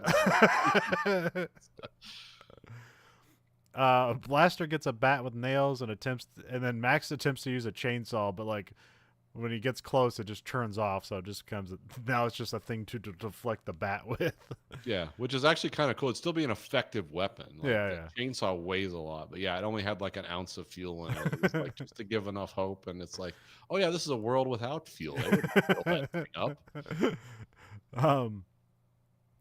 Max, I think he also gets another halberd. He gets a halberd as well, and he cuts the cords to Blaster, who just keeps charging back and forth at Max. And then Max uses the bungee to like jump out of the way. So now he's kind of figured out an advantage he can take here. Which is another thing I liked about this fight is they figured out cut the other guy down, and then only you are airborne. Yeah.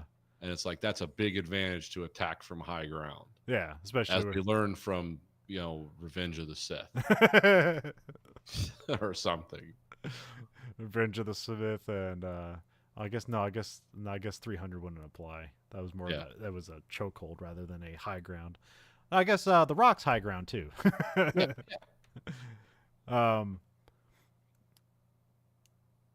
Max gets the whistle and he takes advantage of the situation. He grabs the comical mallet and like knocks Blaster's helmet off, and then Max goes up to kill Blaster, but it's like revealed Blaster is basically just looks like a child with Down syndrome, and so he can't kill him because he's basically he's an innocent person. He doesn't know what he's doing. He's been just doing what he's told.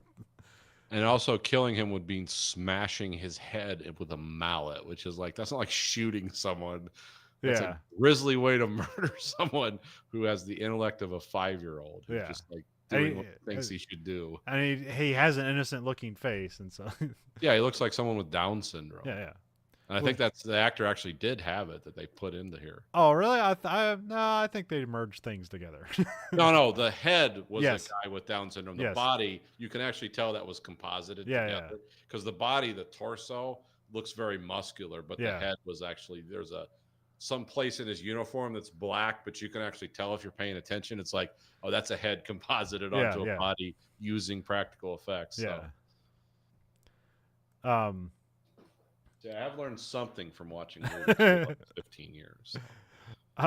Master intervenes. He walks in. He asks for mercy, and here Master says that there's going to be no more methane if he kills him, and then Auntie's guards just kill Blaster with crossbows. Yeah, I think Iron Bar shoots him with like a wrist bow or something. Yeah, well, they all fight. He gets hit with like 3 arrows, so like there's different guards shoot him, I think. But yeah, it's also Iron Bar has his wrist shooter. Well, also remember, like Max looks right at Auntie and said, "This isn't part of the deal." When it's revealed the guy has Down syndrome, he's like, "I'm not doing this. This is too far." And so, which that reveals the Master's like, "Wait, you made a deal? You're trying to get me killed? This isn't just this isn't an independent thing happening. This was all set up." So. And Auntie quickly tries to fill the void. Bust the deal, face the wheel. Yeah, I guess this movie's way more 80s than I remember. It's very 80s politician. Oh, that's right. Tina Turner played the mayor in what was the ridiculous Arnold Schwarzenegger where it's like a movie? Oh, the Last Action Hero. Yeah, she was the mayor of Los Angeles. Yeah, okay. But kind of acted the same way as this. It's which like, the guy who shot this movie shot that movie. Yeah, so it makes sense. I remember she was the mayor. It's a brief part. Yeah. And then here's where the crowd start chanting 2 men enter, 1 man leave again because Master's in there. So they're like, well, obviously now they have to fight. But then Auntie intervenes to make Max face the wheel for revealing their deal. So was it break the deal, face the wheel? So something like bust the deal, face the wheel. Yeah. Something along those lines. Something illiterate. Because everyone all of a sudden is speaking fractured English. Yeah. The fall of civilization. Which is also I don't know. I deal with some people at work that don't speak English, and society hasn't fallen yet. So, I feel like I feel like I don't know. It's weird. Like I kind of stopped watching Red Letter Media because I can't watch them review modern stuff because they'll just interfere with their own podcast. But I still haven't watched. I still don't watch like the Wheel of the Worst stuff, which is also genius and terrible at the same time. I'm like behind on that, like 30 episodes. Yeah, there's a lot of things I don't watch and do anymore because I just like I know I'm just gonna repeat what Yeah, these guys are saying, and I still even do it, but I try to always say like a comedian said this before I yeah. say the funniest thing that's said on this podcast was like, well, no, somebody else said it.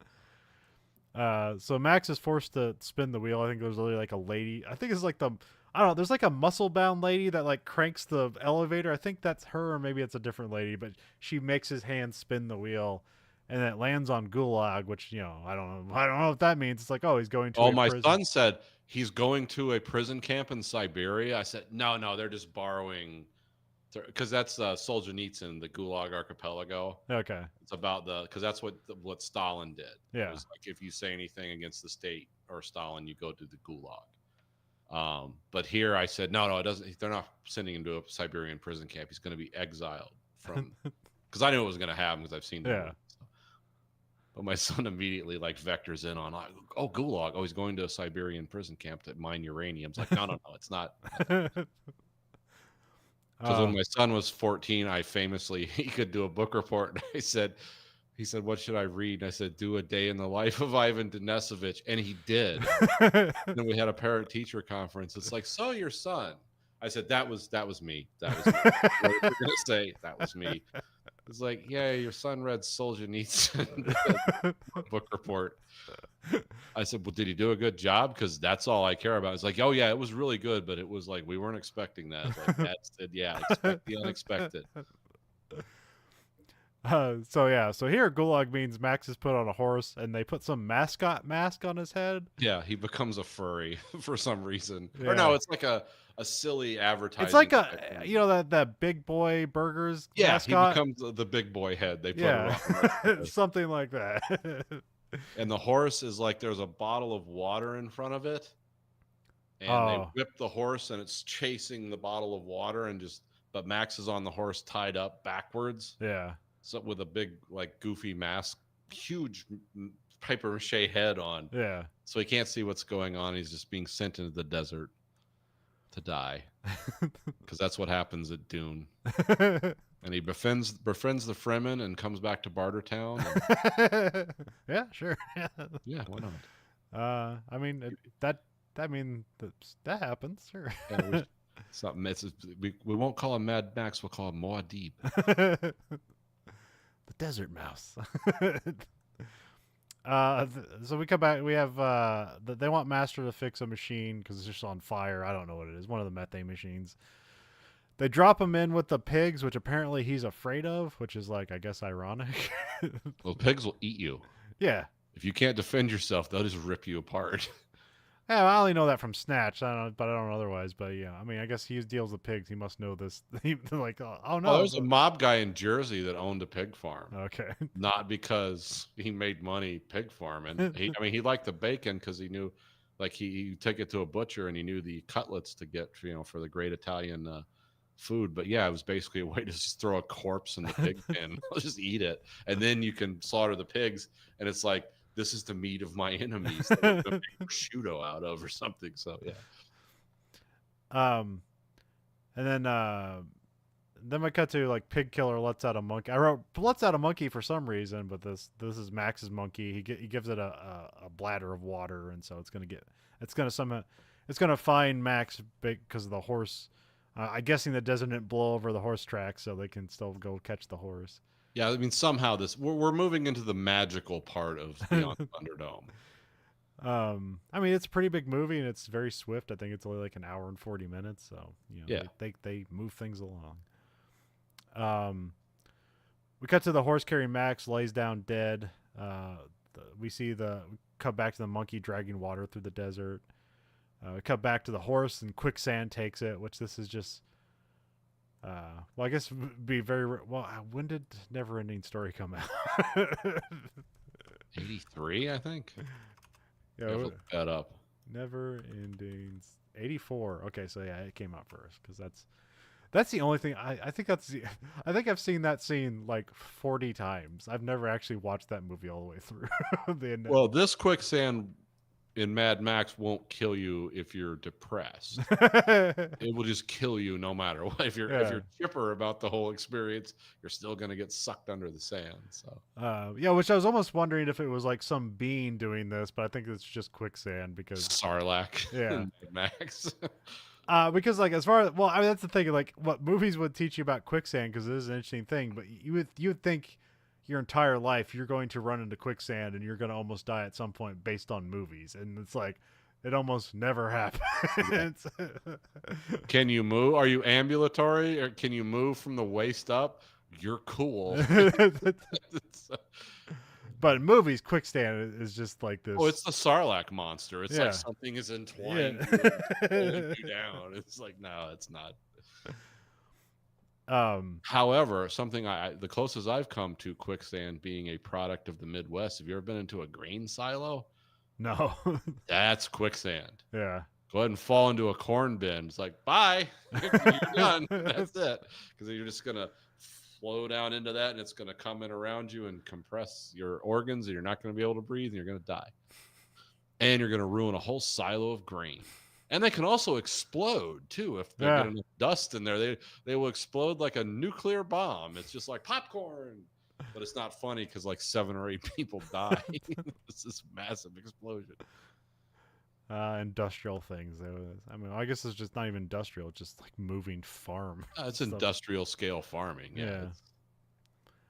Because I forget how those happen. Like they have something that stirs the grain, and I know if it's like not grounded right, it'll generate a spark and it'll hit all that dust, and it's like, whoop, it's like a huge explosion. It's very destructive explosion. Oh yeah, because what's that? The Moab is a fuel air bomb, and that's basically because it's not like a compressed like this little thing is going to explode. It's like all the fuel is in the air, and then you're igniting it like that.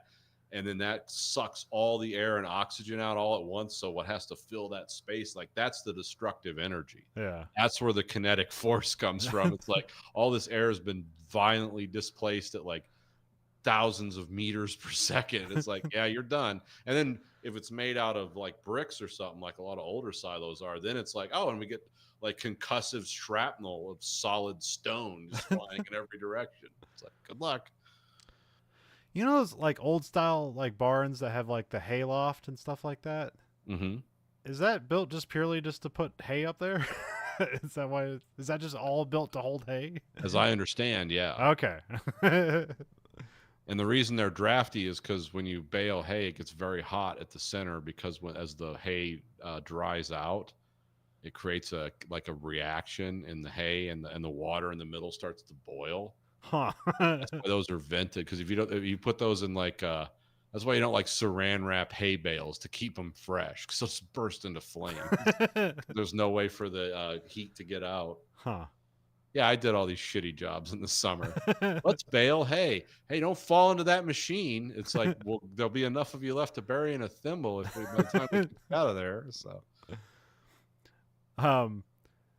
So yeah, the monkey shows up with water. Max and the monkey, so he gets to drink some water. It seems like a dangerous amount of water. You gotta save that now.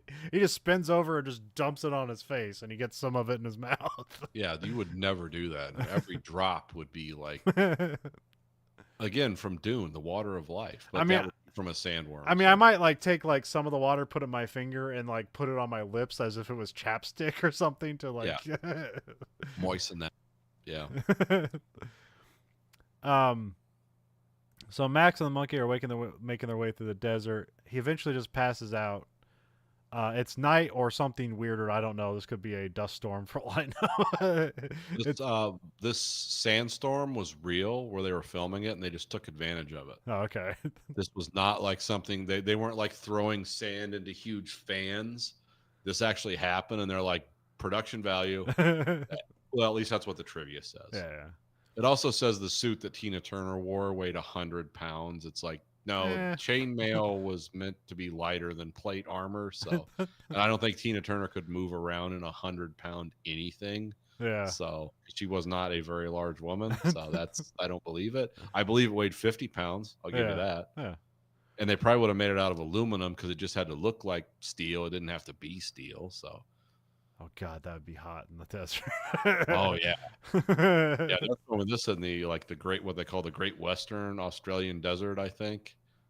And it's beastly hot there. But it's hot like around isn't it like their Christmas like hotter than hell? Like it's a verse Yeah. of our Yeah. okay. Yeah. It's like inverse. Yeah. If we had any Australian listeners at this point, they're probably like, these guys suck. They're getting everything wrong about Australia. But I do know like the holidays or the hot and cold seasons are opposite of Yeah. ours. I don't know if the toilets flush the wrong way or No, they do. frogs will destroy their ecology. That's, I only learned that from The Simpsons. So it's the Coriolis effects. Once you cross the equinox, the natural spin is the other way. So would I even notice that? so like when you flush your toilet, well, does ours go clockwise or counterclockwise? I can't remember. Whatever it I don't is, know. it's the opposite. So It goes like this. yeah. So that is anti-clockwise. This would be clockwise. Yeah. So, yeah. And their stars are different. I know the stars are different. The Southern Cross is what you use down there, instead of the North Star. Which is also a cool Crosby, Stills, and Nash song. So I remember there's that, what was it, Western Africa, where it's basically uninhabitable. It's just a giant desert. Yeah. And I remember there was like some talk about like, well, why don't we just like pave that place over with just nothing but solar panels, and like we could solve all the world's problems with energy. And then somebody pointed out like apparently like all of like South America, like the dust that blows over there like basically fertilizes the crops in South America. So it's like that's why you can't do that. Yeah, that would cause like, well, we got all this energy, but we're starving to death. That's what I was talking about mosquitoes earlier. Like, I don't know if it was on mic or not. Like, yeah, it was. Yeah. Oh, okay, so I won't repeat that. But yeah, it's like we're doing studies to see like, can we eliminate this? And it's like, yes, we could, but we don't know what the knock-on effects are going to be. Like, oh wait, actually, no, maybe that was before the show. But anyway, yeah, it's probably some half-remembered stupid thing that I've got it getting wrong. So it doesn't bear repeating. Well, we. Let's see here. Where is it? Oh, yeah, so yeah, somebody shows up and then picks Max up. It's another traveler or whatever, and then she's dragging him through the desert. It's like that takes some effort. Like, yeah, this lady weighs like 80 pounds. Yeah, she doesn't have those corn syrup hips where she could like really like American, where she could really drag that weight. She could plow a field just with one of those old manual plows.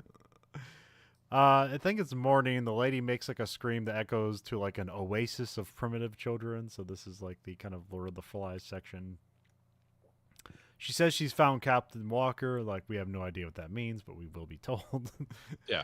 The kids are trying to wake up Max because he's just like in a, a coma or whatever. He just passed out from exhaustion. The kids are like manipulating machine tech that they think it's doing something, but it's not doing anything. So it's, yeah, like one guy's wearing a radio around his neck. Yeah. He's always like Bravo, Alpha, Deco, or something. Yeah. Bravo, Delta, or he's using like phonetic alphabets, but you can tell it's like this has no relation to anything. Yeah. They're just trying to figure out what it means. They don't know.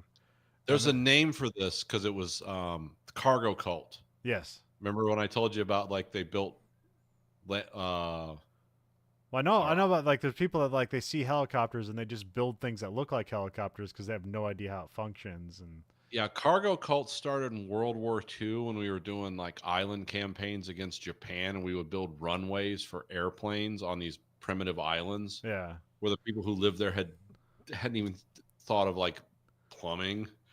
And they're like suddenly like, oh, a great metal bird comes from the sky, which I'm not demeaning those people. To them, that would be that. Yeah.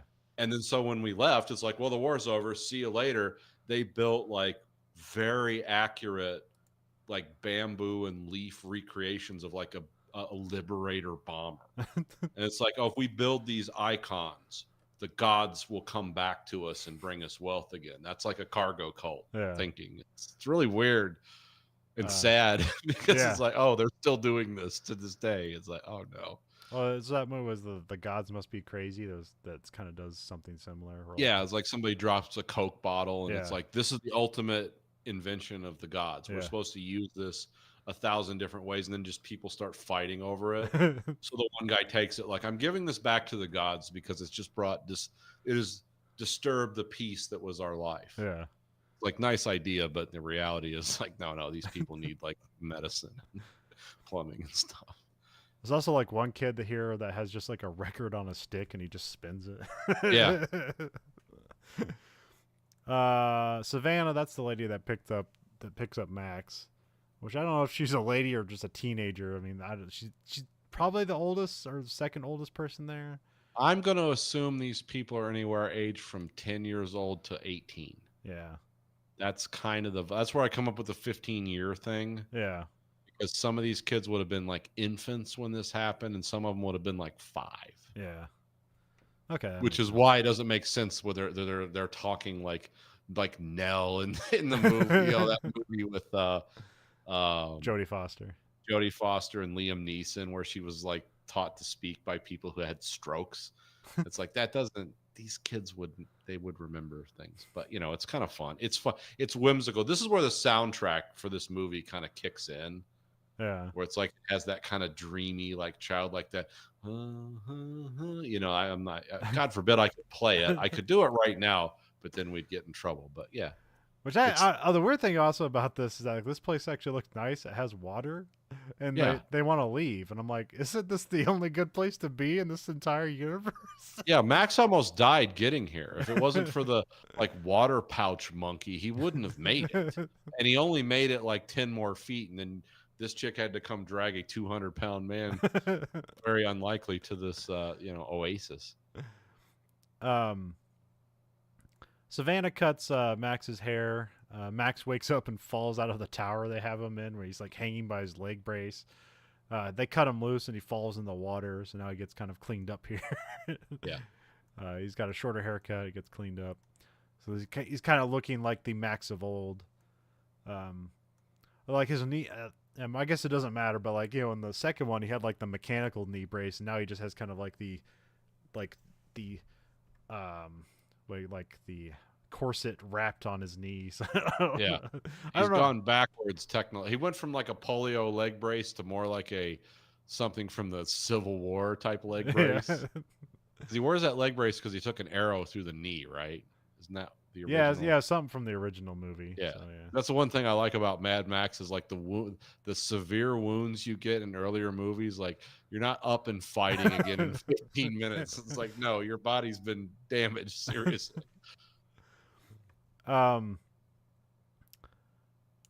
The kids start mimicking everything Max does, so like Max was just driving Max crazy, which I guess it would anybody because he has no idea who he is. He has no idea where he is. He has no idea who these people are. He has no idea why they're repeating what he says. So, Yeah, and they look like from the later stages of Lord of the Flies. yeah. It's like this is what they became after they killed Piggy in Lord of the Flies. This is what happened. One of the older kids quiets the situation, and they think it's like a test or something. Because he's like, "Who are you?" What are those? Like, well, you know who you are. You're Captain Walker. So. Yeah. Then we cut to the kids are like retelling their oral history as far as they know it to be true, which is very much like the scene in Star Trek Return of the Jedi. Which, when did that come out? Star Trek Return of the Jedi. Sorry, Star Wars. Is this a new one? Have I missed something? Okay. Okay, yeah, Return of the Jedi was in '83, so that makes sense. Yeah. Okay, so that I don't know. This is oral storytelling, I guess. Yeah, they do it a bit differently here because there it's like the Ewoks telling a story and then C-3PO's doing like the sound effects and stuff like that. But here we get like the weird stuff where like they have all these stuff drawn on the wall and they have like this like square hoop to act like it's a TV and they like move it's kind of cool. and the artwork of him that they've just drawn, where it's got the guy with the short hair and the white stripes, it's obviously him in his MFP uniform, and all the children are on his shoulders. yeah. It's like, oh yeah, that would give me nightmares if like, oh, you've put yourself on my shoulders. I see. So Okay, so yeah, that's one thing I was wondering about. Is I was wondering, did they just draw that, or is this like prophecy come true? I'm assuming because of how that artwork looked compared to the other stuff she showed him later, that they had just drawn that. Okay, Otherwise, it is truly like magical prophecy stuff, yeah, which I didn't get that vibe that like yeah, the point of this movie is like all that stuff is bullshit. yeah, So yeah. it's like, um, so yeah, these kids are the result of a plane crashing during the nuclear war. Um, uh, oh yeah, they present Max with like a picture viewer with some stock photos. That it's one of those. yeah, it's like one of those click. What were those called? I just said picture viewer, but like let me. There's probably a toy name for them. Almost nobody's gonna know what the hell those things are. Yeah, Like, I don't even know if those exist anymore. see and say, or I know that's not it. I know it's something. Uh, let's see here. Picture viewer, 1980s. Oh, that'd be from the 70s. Okay, ViewMaster. Viewmaster. Yep. Those were cool. I remember those when I was a kid. Yeah. Those were kind of cool because you just had the little strips of the circle things you Yep. put in, flick them around. It's like, this is the Taj Mahal. This is the Eiffel Tower. You'll never see any of these places because your economic system will fail you. I didn't say that. But it's like some stock photos for like the airline that the plane. Yeah, it's was like for. a Qantas flyer or something they've made into stock photos. And Yeah. so they presume that the guy in the picture is Captain Walker. There's pictures of Australia, so there's like, yeah, there's cities that exist, and like we're gonna go back to it. And then they assume like the pinup lady in the picture is like, that's Mrs. Walker, because they're just, they're going with what they got. So yeah, Yeah, these kids would have no context. yeah, Because the plane essentially crashed when the youngest kids would be toddlers and the oldest kids would maybe be like 8 or 9. yeah, So based on how they interpret the world. I mean, these people they didn't seem to have a nuanced view of like, no, this might actually be this, but we're going to tell the other kids. It's like, no, everyone believed this uniformly across the tribe from the youngest to the oldest. It's like, no, it's this story. I mean, this is how religion is made. So yeah, Yeah, this is how your religious stuff starts. Let's see here. There's a mural Max was revealed, which I wrote. I don't know if this is new or accidental prophecy. The second, the accidental prophecy wouldn't make sense. It would just be funny. Yeah. Because I mean, what would be funny about it is because Max rejects it. It's like, no, I'm not a part of your prophecy. Yeah.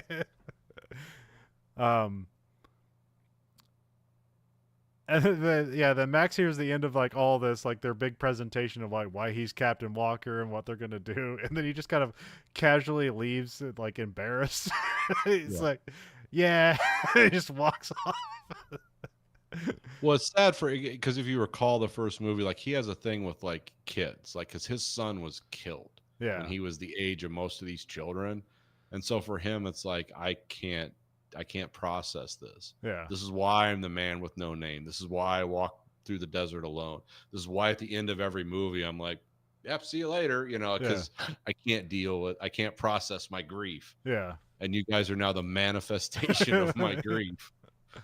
Yeah, because Max is a guy, like, he always ends up in situations where he has to kill a lot of people, and he doesn't want to be in those situations, but he's good at killing lots of people. Yeah. And all he wants to do is be left alone, and nobody leaves him alone. So. Everyone needs the warrior, the stranger, the outsider. Because I mean that was perfect. Like in Fury Road. I mean, different actor, Tom Hardy, but it's like when the guy who drives the tank track vehicle. It's like Max is like, well, I'm gonna have to go kill this guy because he's just the guy was blind. Yeah. And he's like, I'm gonna go kill him and I'll be back. And even all the hardcore women were like horrified. It's like he's just gonna go shoot those people. And he does, and he comes back and it's like it's over. And it's like you can tell he doesn't like it, they don't like it. It's like there's no heroic mythos to just being a sniper and just shooting people to death like that. But it's like, okay, we're done. Let's go to the next thing. Which also, like, I feel like there's conservative people in their dreams. They imagine themselves to be Mad Max, but don't contemplate the internal turmoil it takes to be Mad Max. Yeah. They just want to be the cool guy with stuff that can kill everybody. So it's like, Yeah, I mean, don't get me wrong. I mean, I'm not someone. I've never killed anyone. I, believe it or not, I've never killed anyone. I don't want to. But yeah, some people who think like that would be cool. It's like, oh, you're nuts. Like that is not something you want to do. yeah, Because that is like somebody's life. Like, think of all the people you know that you like and that you hate, and imagine their life suddenly ending by your hand. Now, just think about that for a second. And it's like, I don't imagine that's going to be a cool experience. And if it is, you're crazy. You're as nuts as you think you are, because that's not a good thing. But yeah, a lot of people yeah. are Mad Max. they're Isn't, always the protagonist in their yeah. own story. And it's like, no. But yeah, Mad Max is not an aspirational character. He's just a cruel survivor. Yeah, he's not even an anti-hero. He's like a reluctant, like, well, we got to do this thing. It's kind of like, slopping out the shit house. It's like, well, we got to do this thing and it sucks and no one's going to be the same afterwards, but we're going to do it. So then Max has to explain that what actually happened in the apocalypse, and it's their magical city they want to go back to doesn't exist anymore. So, then the wind picks up and like all the kids like move into action to do something. But they all run to the plane crash because they think like the wind picking up means that the plane's gonna fly again. But Well, remember, somebody had actually designed a hat that had like wings on it, like a bird, because that was Captain Walker's hat. And then the hat takes off and flies. Yeah. So there is like magical symbolism here. But again, it leads. This is what I love about this movie and a lot of these movies is it leads to like a crushing realization for Max, because then they go out to this plane and it's like, we're gonna fly, and it's like, this thing just crashed in the desert. It's never gonna fly. Your temple is built on bullshit. It's like, this is never gonna happen. And he just and does he try to explain that? Does he try to like tell these kids, no, you're wrong? No, he just walks away. It's just like we have this grand scene where all the kids are standing on the wings, and he just looks at it, and he just like turns around and walks away. It's like, they're singing Walker. Like, yeah, Walker, that's right. That's right. And he's just embarrassed. It's like, yeah, this isn't for me. Yeah, it's not my scene, guys. Let me cut back to they're back in the Oasis. Max kind of sits alone as the kids are debating what's going on. The kids in like Savannah, some of them, there's like a dissent here. There's like Savannah and Screwloose are thinking about venture. Well, actually, Screwloose is like off to the side. They think about venturing out and no-banding across the desert to go find the city without Walker, or I guess Max here. And then Max grabs a gun and a bullet because they don't know that they're meant to be put together, and he uses it and it scares everybody. Yeah, because he grabs a gun, but it's like a gun with a long stick where the butt of the rifle would be. Yeah. And he grabs like a bullet off of somebody's necklace, and he like loads the gun, but he's holding the gun because it's got this weird stick on it, so it's like super stable. Yeah, I think it's meant to be like a crutch for that one kid that has like a limp. Yeah. And so they turned the gun into a crutch. So he's shooting from this super stable platform because he's got it bound on both ends, and he shoots the water skin next to Savannah. Yeah. And everyone freaks out, but she's still like, hell with you. I'm still going. I don't care about your magic death bugs you're shooting at me or whatever she thinks is going on. Max tells them that they're going to stay here and live a quiet life. And then Savannah and some of her friends throw spears at him. And then like Max goes and chases him down, and like he hesitates for a moment, then just knocks out Savannah and picks her up.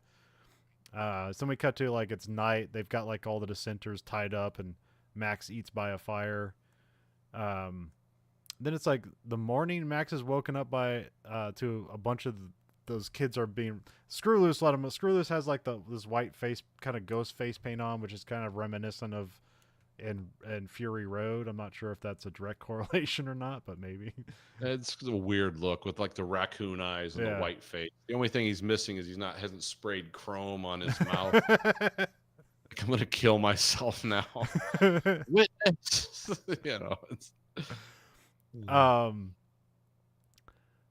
Uh, so yeah, the center's left. They've gone trekking out into the desert. Some of the kids that woke up Max, they take him to go track the trekkers. Max demands all the water he can carry, so they just throw all the water bladders on the ground. And he picks it up.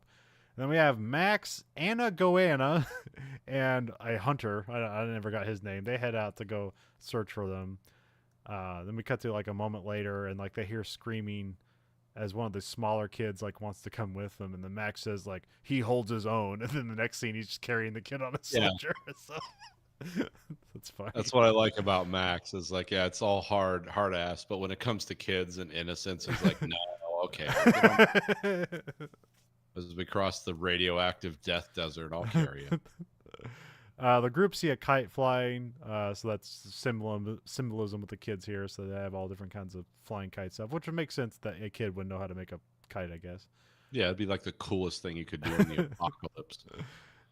They come upon the descent. Remember that Afghan novel, The Kite Runner, about the kids making kites and dueling with them? Oh, I know of. I never read it, but yeah, it's a cool book. It's basically like people they're living in Afghanistan, so essentially the apocalypse, yeah. and they make kites to fight with because the strings they put bits of glass in the strings and they with wax. Okay.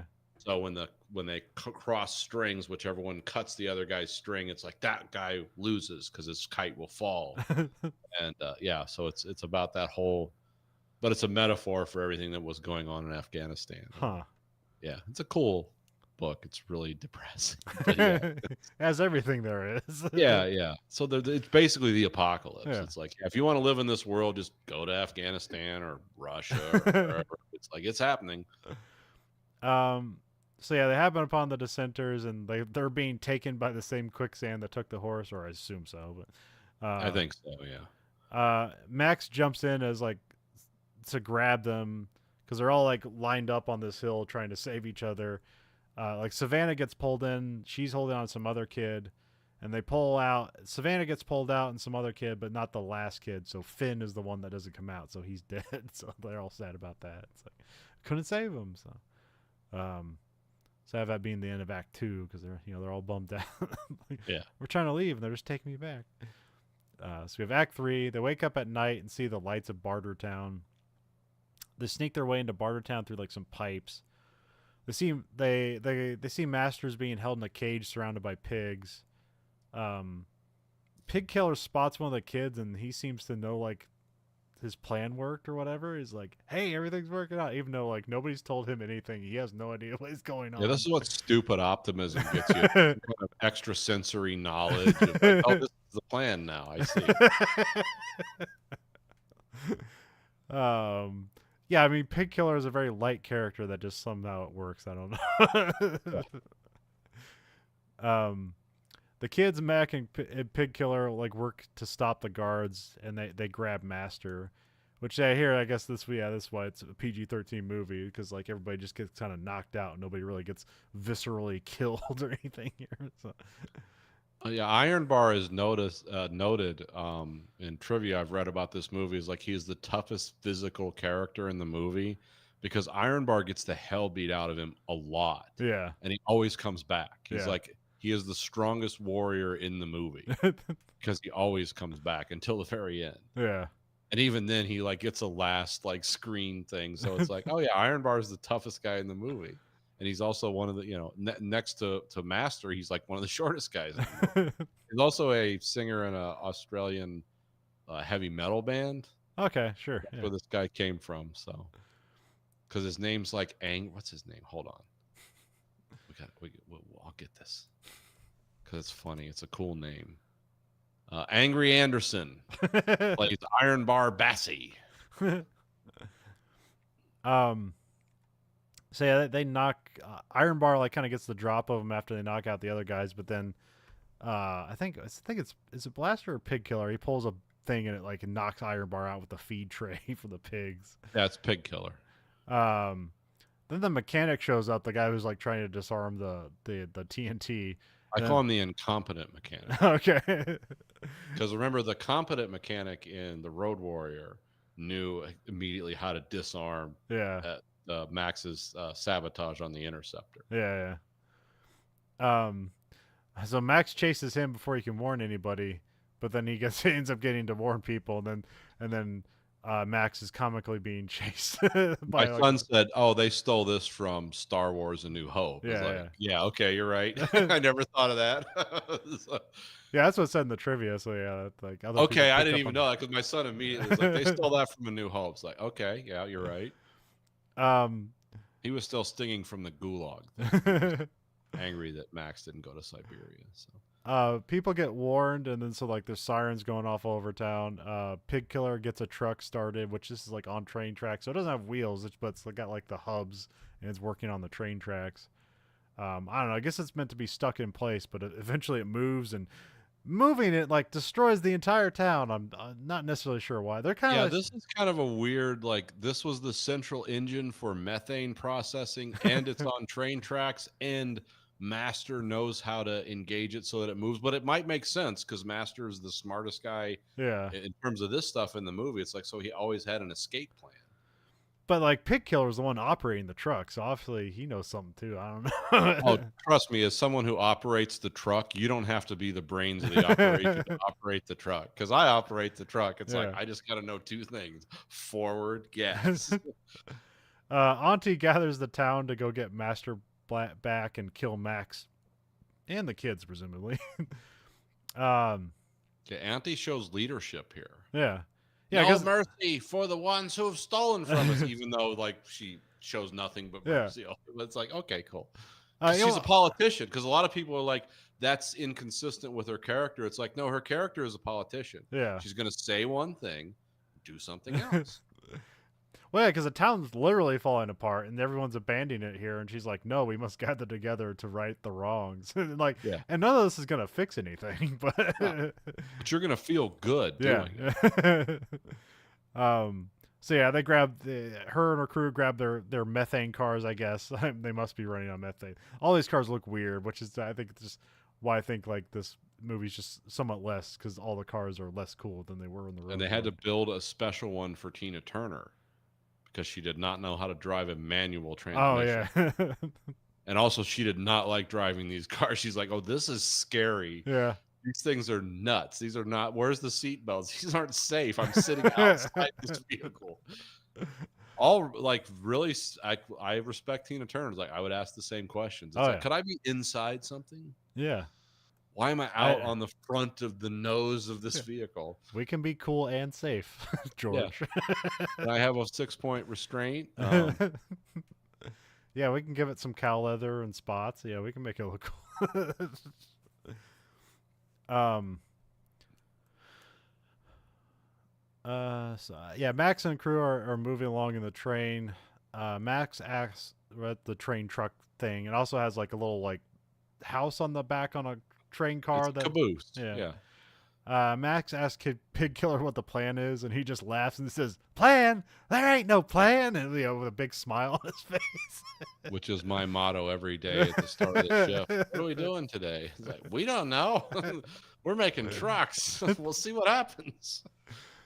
Some of the kids see a record player, and then they see the record that they have that's on the stick, and then they put it on there, and then they're trying to figure it out. They have no idea how it works. Then Max shows them how to use it, and then it's kind of very anticlimactic because it's just a record like on how to learn French, and they're just like repeating everything it says, like hoping it means something to them, but it doesn't. You'd hope it was an Iron Maiden record Yeah. at that era. I'm trying to think of an Iron Maiden song to sing, and I can't. Run for the hills, run for your life. Yeah, I yeah. can't think of one. I mean that is one. So That is what. Yeah, I don't know of what time that. I mean, Iron Maiden was a cool album. Yeah, yeah. art. Let's be honest. The Seventh Son of the Seventh Son was the coolest album art I've ever seen on a record I never listened to. So, cool. Auntie and the gang catch up with the train car. Screw Loose hops on one of their cars and starts bashing the guy with cookware, and then he takes the car. At first, he's like mimicking. He has like a plate, and he's like mimicking driving. He's like, "Oh wait, that doesn't steer the car," and then he hops in the car, which I thought this That was kind of cool because he was like in a warrior position. yeah. And the guy driving it, he just beat the hell out of down Yeah. on the right, and he was like, "I'm driving now," and then immediately be like, oh wait, I'm the autistic guy. I should know. Like, wait, I need to get inside there because I've thought about this a lot, but never actually done it. Yeah. How I imagine I would be in a helicopter. Like, I've Yeah. thought about this a lot. I've never actually done it. Let's see what happens. And then the helicopter. Yeah, yeah, we're gonna be exactly like those Afghan guys that we laughed at for killing themselves in the Black Yeah. Hawk. It's like, oh, we're so much better than that. It's like, no, we have no more idea how to operate that piece of machinery than they do. So I was sure. At some point, I thought that the car that Screwloose here steals, I thought it was Max's truck brought to life, but it must not be. So I couldn't tell you if it was. yeah, I'd have to go if back. If it is, somebody paid more attention to the movie than I did. Because this is just a bunch of cobbled together junk. Yeah, Like this isn't like the Road Warrior where the cars like kind of have an identity with the people. Yeah, it's like this is just a bunch of weird cobble. This is like, oh, it's a Mad Max movie. We got to have a car chase at the end. Yeah, but this time it's a train, which is like those are actually super easy to stop. Just outrun them and throw shit on the tracks and wait.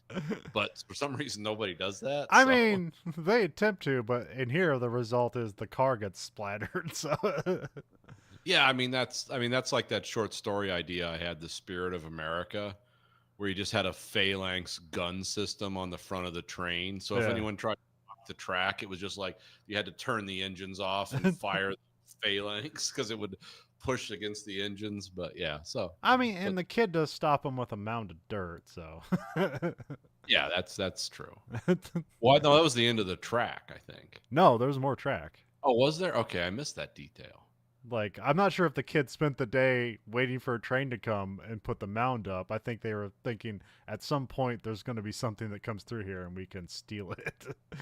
Well, let me tell you, from extended periods of unemployment, which don't actually like mean the apocalypse. And I don't mean unemployment where I was between jobs. It's like, well, you're laid off, but you might come back. I could actually see like for 9 months, it's like, I'm just piling up a berm in front of this train track. I have nothing else to do. So maybe that was the mode in which that happened. I don't know. Because I thought like, oh, that's the end of the train track, but I was pretty sure when I looked at one of the scenes, like, oh, there's more train tracks. So like this was intentional. Like they put this up as a stop or something. Let's see. A pig killer takes a harpoon to the leg, like through the door, so now he's just stuck in the driver's seat. He doesn't react to it. He just kind of grimaces. It's like, oh, that sucks. What's gonna happen now, mate? It's like, well, if that car turns right, your lower half of your body will be ripped off. But don't worry, it's PG-13. It's like, we're good then. Yeah, we're good. The train crashes in a car that like pulls in front of it, and then like it just falls apart like it's just like a bag of cans. Like, and then comically, there's a guy left hanging on the cow catcher, so he's not, they didn't murder. That's him. Iron Bar. Yeah. Oh, it is. Okay. Yeah. Okay. Yeah. This is the first because at this point in the movie, Stacy was like, "Is that guy like an animal or is he intelligent?" I said, "Well, at this point, he's actually becoming an animal." But yeah. Auntie makes her way into the train car. Master is now in a business suit, so I'm guessing this must have been his thing in his previous life, because there's no way there was like suit wear that would fit him unless it was his. Yeah, we need a 210 suit, and it's like a 3-piece double-breasted like English style suit made out of corduroy, or no, what was it? Wool. That was a wool suit he was wearing. Completely inappropriate for that climate. Yeah. But I probably felt better. Auntie gets Master. Max gets him back and then jumps to the train car as it like separates from the caboose from the train. Yeah, and the incompetent mechanics like trying to hold it together and then let go, and then like it's like that's crazy. Iron Bar hangs on the car from the side and dodges a bunch of stuff, and then like a kid like hacksaws the thing he's holding on to, and he falls into the river. So this is where he escapes death about 40 times. Yeah, because they're like going across a bridge with like service terminals on them with like, which are like raised structures with ladders and stuff and cupolas, and he's having to like lift his legs up. Yeah. Like, whoa! It looks like it's going like 100 miles an hour. It's probably going like 25 miles an hour. Yeah, they probably just sped it up. So, but it's like still, it's like, yeah, that's dangerous stunt work there.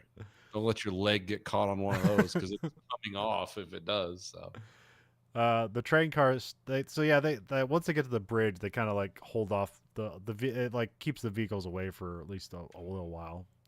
Um, the train stops at a mound of dirt where the pilot's kid is there trying to hold up the train car.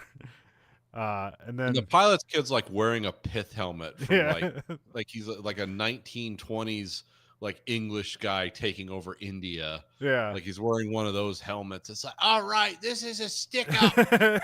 No one on the train is reacting to him because there's all these vehicles coming. It's like, oh no, Dad, we're screwed. Yeah, so he runs off, and there's like a car in the side of a mound of dirt, and he opens up the trunk, and it reveals like a lost esque hole down to a deeper place to hang out. Yeah, you were saying it was like, is there going to be a Dharma swan symbol somewhere? Where are we going? Let's merge these universes. Man, do you think they're ever going to do anything with Lost ever again, or do you think they're just going to like reboot it sometime, or do you think they're just absolutely done with it? As much as I was into that, and I came late to the game. I came 5 years into Lost. It's like, because I'm kind of one of those guys. It's like I'm not jumping on the bandwagon. I don't see what's so cool about this. And then one trip to the video store for season 1, it's like I'm all in. Yes, I hope they do, and no, I hope they don't. I don't know which way to go with that. Yeah, there's still great stuff about that just still captures my imagination, and then I'm also just reminded of how disappointed I am with it. So yeah. So that's where I'm like 50-50. It's like this must happen, and then like no, this must not happen. Because like the way people talk about Seinfeld is like the way I think about like Lost. Like, oh, the hatch with the broken ladder. Like, where does it go? Like, gotta wait till season 2. Or that scene where the guy's like talking about the dynamite and then just fucking blows up. It's like, that's genius. On the Black Rock, yeah. Where the sweating. Plans for this. This is going to be a plot element, and then all of a sudden, boom! Okay. It's very Wages of Sin of you. Like, oh, the other truck blew up, didn't it? Great. Or Sorcerer. Yeah. I got Sorcerer vibes from that. I wrote so much into Lost. It's like this is the ultimate work of human genius. Kind of like Stephen King's Gunslinger trilogy until Song of Susanna, where it's like, oh no, no, come on, don't fail me. But they did. So yeah, they chase the kid. They chase the pilot's kid. They follow him through the trunk that leaves the hole in the ground. Yeah, this is the kid runs in like, oh, we're screwed. They found us. And then the pilot finally meets face to face with Max because they've never actually seen each other. And so they tell him like they want his plane. He's like, oh yeah, the plane, sure, yeah. He just agrees with everything because he thinks he's gonna murder the guy, even though like, really, like they were in contact for like a moment, and really the pilot should not know who Max is. Yeah, I don't. I mean, I guess he's like kind of off to the side when Max comes into town looking for stuff, and that's where he might like, oh, put 2 and 2 together. Okay, this guy came to town. Oh no, the pilot would know because he was at Thunderdome. Oh yeah, he was one of the people cheering, and he knows. It's like, oh, he created this beef with Master Blaster over his, truck vehicle. Yeah. That Master Blaster. So it's like, oh no, the pilot knows. Okay. But the pilot has managed to be independent of Bartertown. Yes. Him and his son live in this little Star Wars warren where it's like, we got to get to the plane. It's like, how you feel on that? Oh, don't ask too many questions. Okay. Or are you getting high octane? No, don't ask. So yeah, they all hop on the contraption that is this plane. The plane's overloaded, so Max starts dumping cargo. Auntie and gang are like back on the chase, so they're coming after them. The plane nearly goes off a cliff, but the pilot stops it. Screw Loose stops with the car, which there's like a moment here. It's like, oh, the game coming up with the plane, but then it's like, oh, it's Screw Loose. Yeah. Okay, so he gets out of the car and jumps in the plane.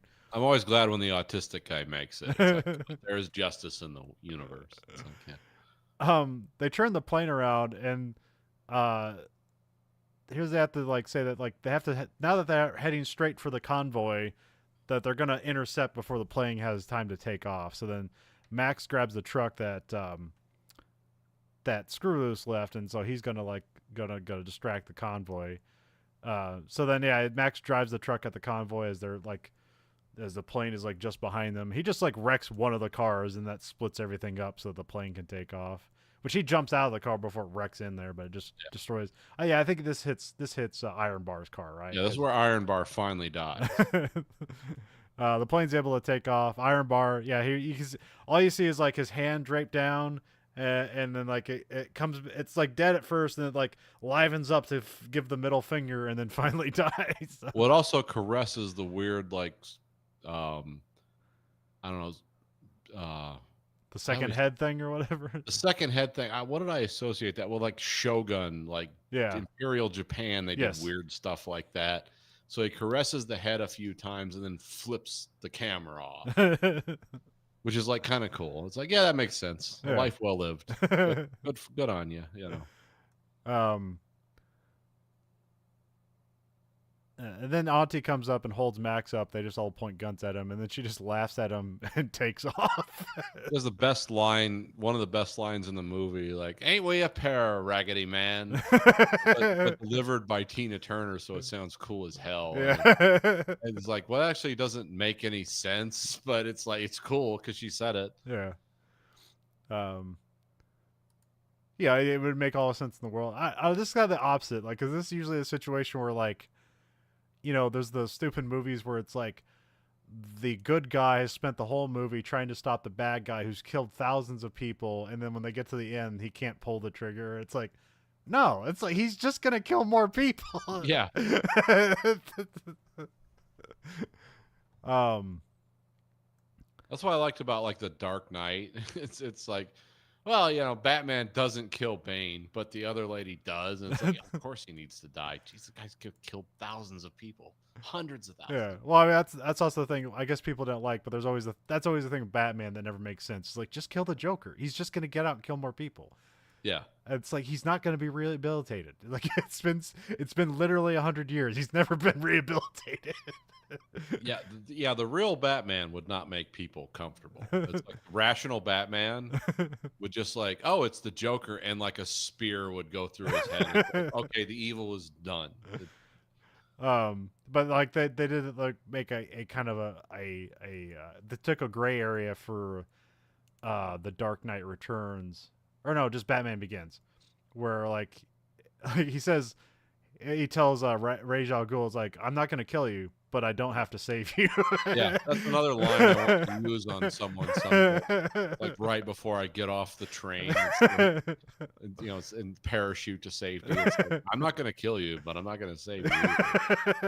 Just jump off a plane or a train and paracord to safety or whatever the hell he does. Rappel to safety. Yeah. So yeah, we see the pilot. We cut to the pilots flying around a dust storm, which I'm not sure how they got this. It's either a model plane in front of real footage of a dust storm, or they just really did this. I'm not sure. Yeah, I actually didn't find any information on this. So yeah, then they turn into the storm, and then they happen upon like a nuked city.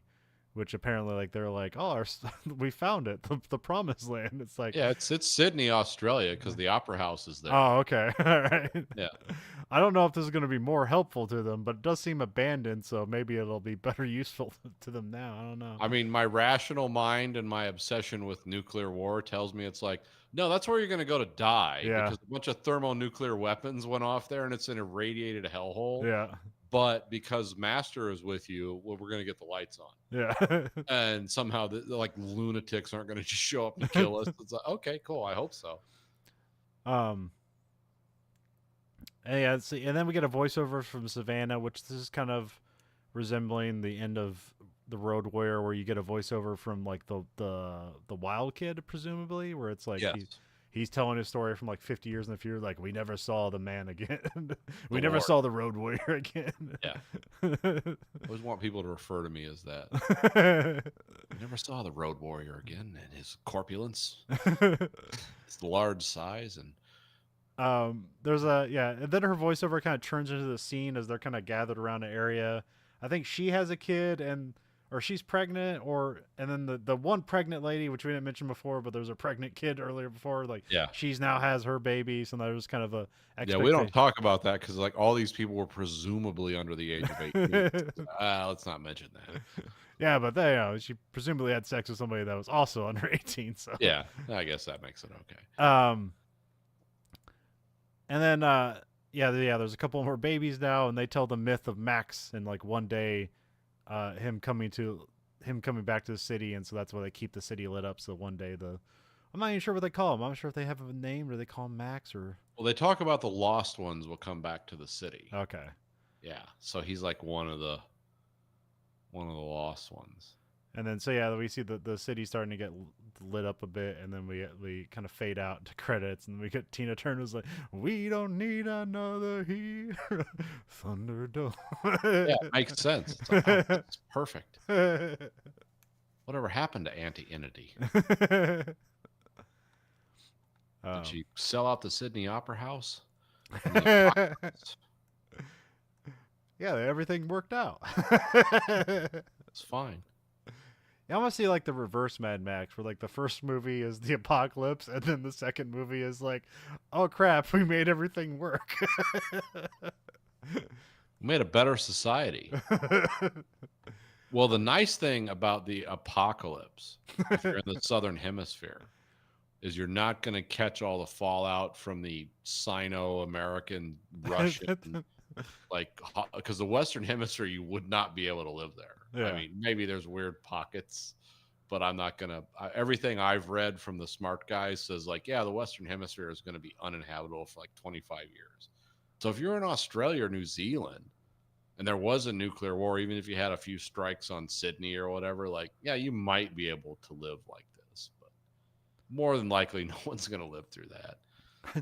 And what you would call life would be like medieval peasants would like recoil in horror at how you're living. But I think I forgot to talk about George Miller. I know we talked about him a lot, but like him as a director, because he got famous doing the Mad Max movies. And then had a weird night. I think he did like The Witches of Eastwick and Lorenzo Oil. Yes. He wrote and produced Babe, and then he directed Babe 2, A Pig in the City. Which was the least successful Babe. I don't even think it made its budget.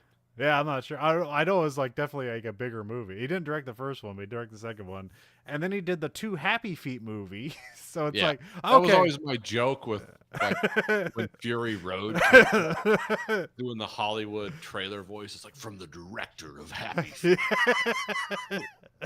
because most modern audiences would not associate him with movies from the 70s to the early 80s. Yeah. Then he does Mad Max Fury Road in like 2015, which might be the movie of that decade. It might be one of the best movies ever made. I don't know, so probably for me it was. For me and my son it was. Oh yeah, I still need to go back and watch that movie. That's such an amazing movie.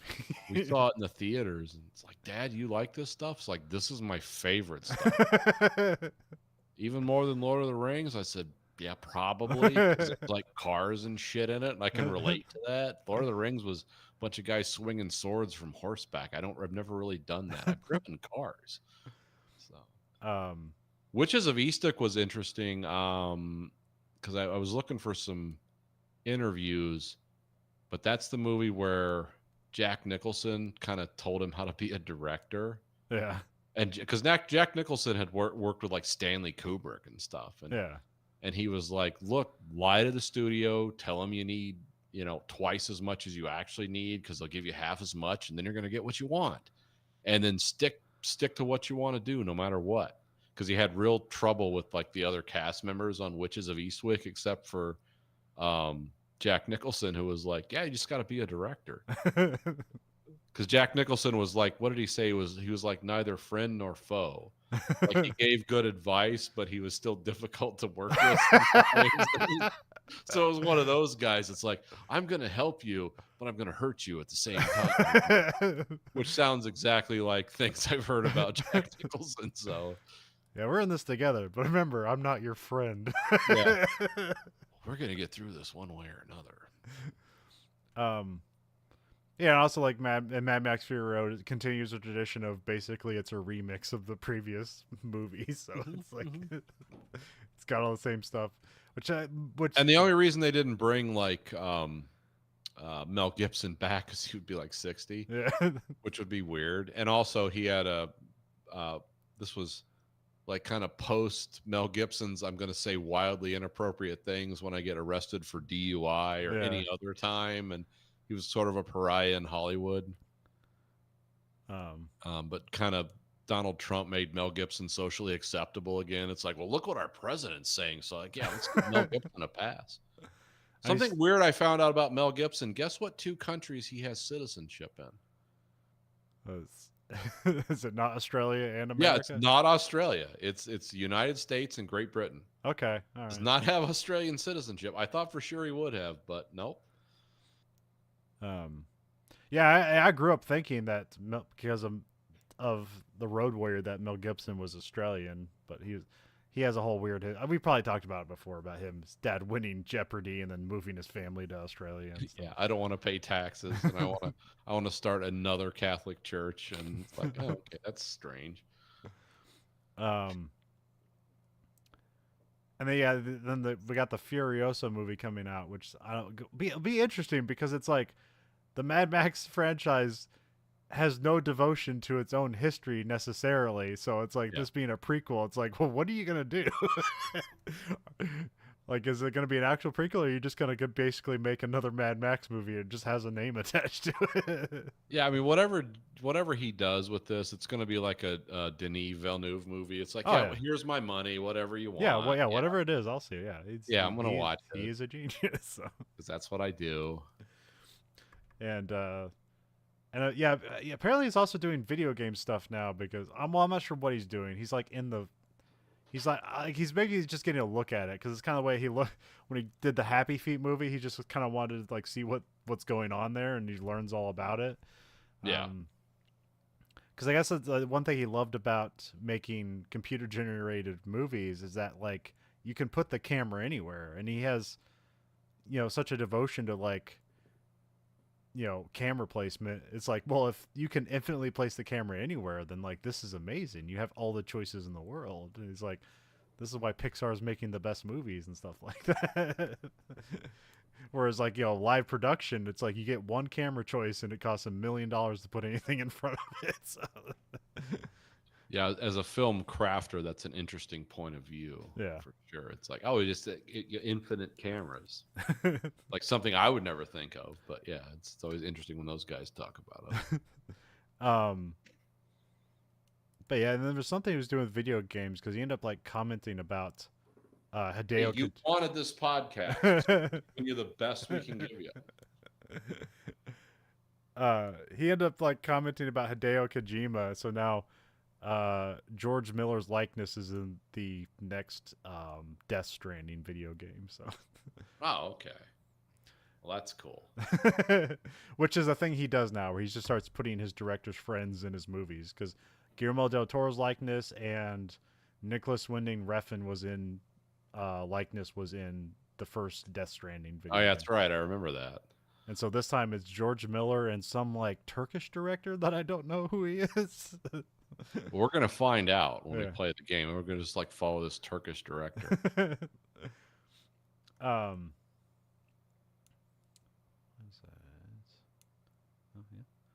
right, so yeah, we're sending a probe in space containing a supercut of the Imperfect Collection, or scenes of the Imperfect Collection as the Verhoeven Effect. Nathan, what scene from Mad Max Beyond Thunderdome are we shoving into space? We would have to do the Thunderdome scene. Okay. Because it establishes the movie. It basically makes the movie. It's like that's the reason for the title of the movie. Yeah. And then we're going to move beyond it into Lord of the Flies. We're going to do 2 movies in one. Yeah. So you can find us on Letterboxd, username VHE, which I probably haven't updated since about a month, so I gotta do that. 1 out of 5 stars. What are we giving Mad Max Beyond Thunderdome? I'm gonna give Mad Max a solid 4. Okay. For the love of Mad Max. Okay. But also for the fact that this truly does earn the title of the strangest of the Mad Max movies, of the Yeah. original 3 especially. Yeah. Really all of them. It's like, this Yeah. is an oddball. It's PG-13 based on had another idea for it originally. So yeah, it sticks And out a then lot. production death, which Yeah. always clouds the direct, because like your best friend just died. It's like, let's make a movie. It's like, yeah, no pressure. It's like, yeah. Um, and just kind of an eccentric, cool cast too. Yeah. I mean, Mel Gibson's always a stalwart action hero, but Tina Turner and the rest of the people, it's like, this is an eclectic mix. Yeah. And it worked. It was cool, but yeah. So Oh. definitely, like, yeah, definitely, I like this movie.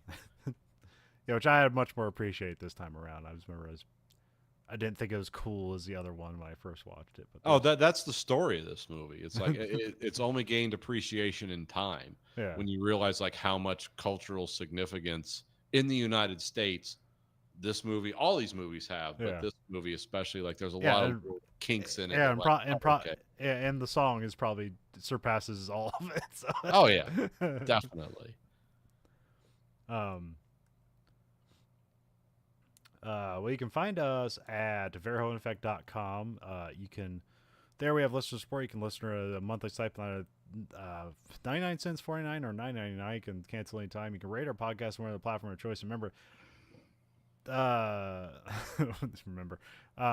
only rating You control the algorithm. The algorithm doesn't control you. Yeah, remember, but it's like you gotta put the highest rating in, because otherwise nobody will listen to it. So Yeah, you can put any rating you want to in, but the AI lords that control America will only listen to 5-star ratings. So give us a 5-star rating and tell us it's like the worst, most abusive 3 hours of your life you've ever spent. But as long as there's a 5-star rating attached to it, the AI overlords will listen to Yes. You can find us Twitter at Verhoeven Effect, Blue Sky Social at Verhoeven Effect. You can find us on Facebook at Verhoeven Effect. You can find us on YouTube at American Greed Factory. Watch both this and that show live and unedited. So for the Verhoeven Effect podcast, I'm Conlon. And I'm Nathan. Goodbye, America.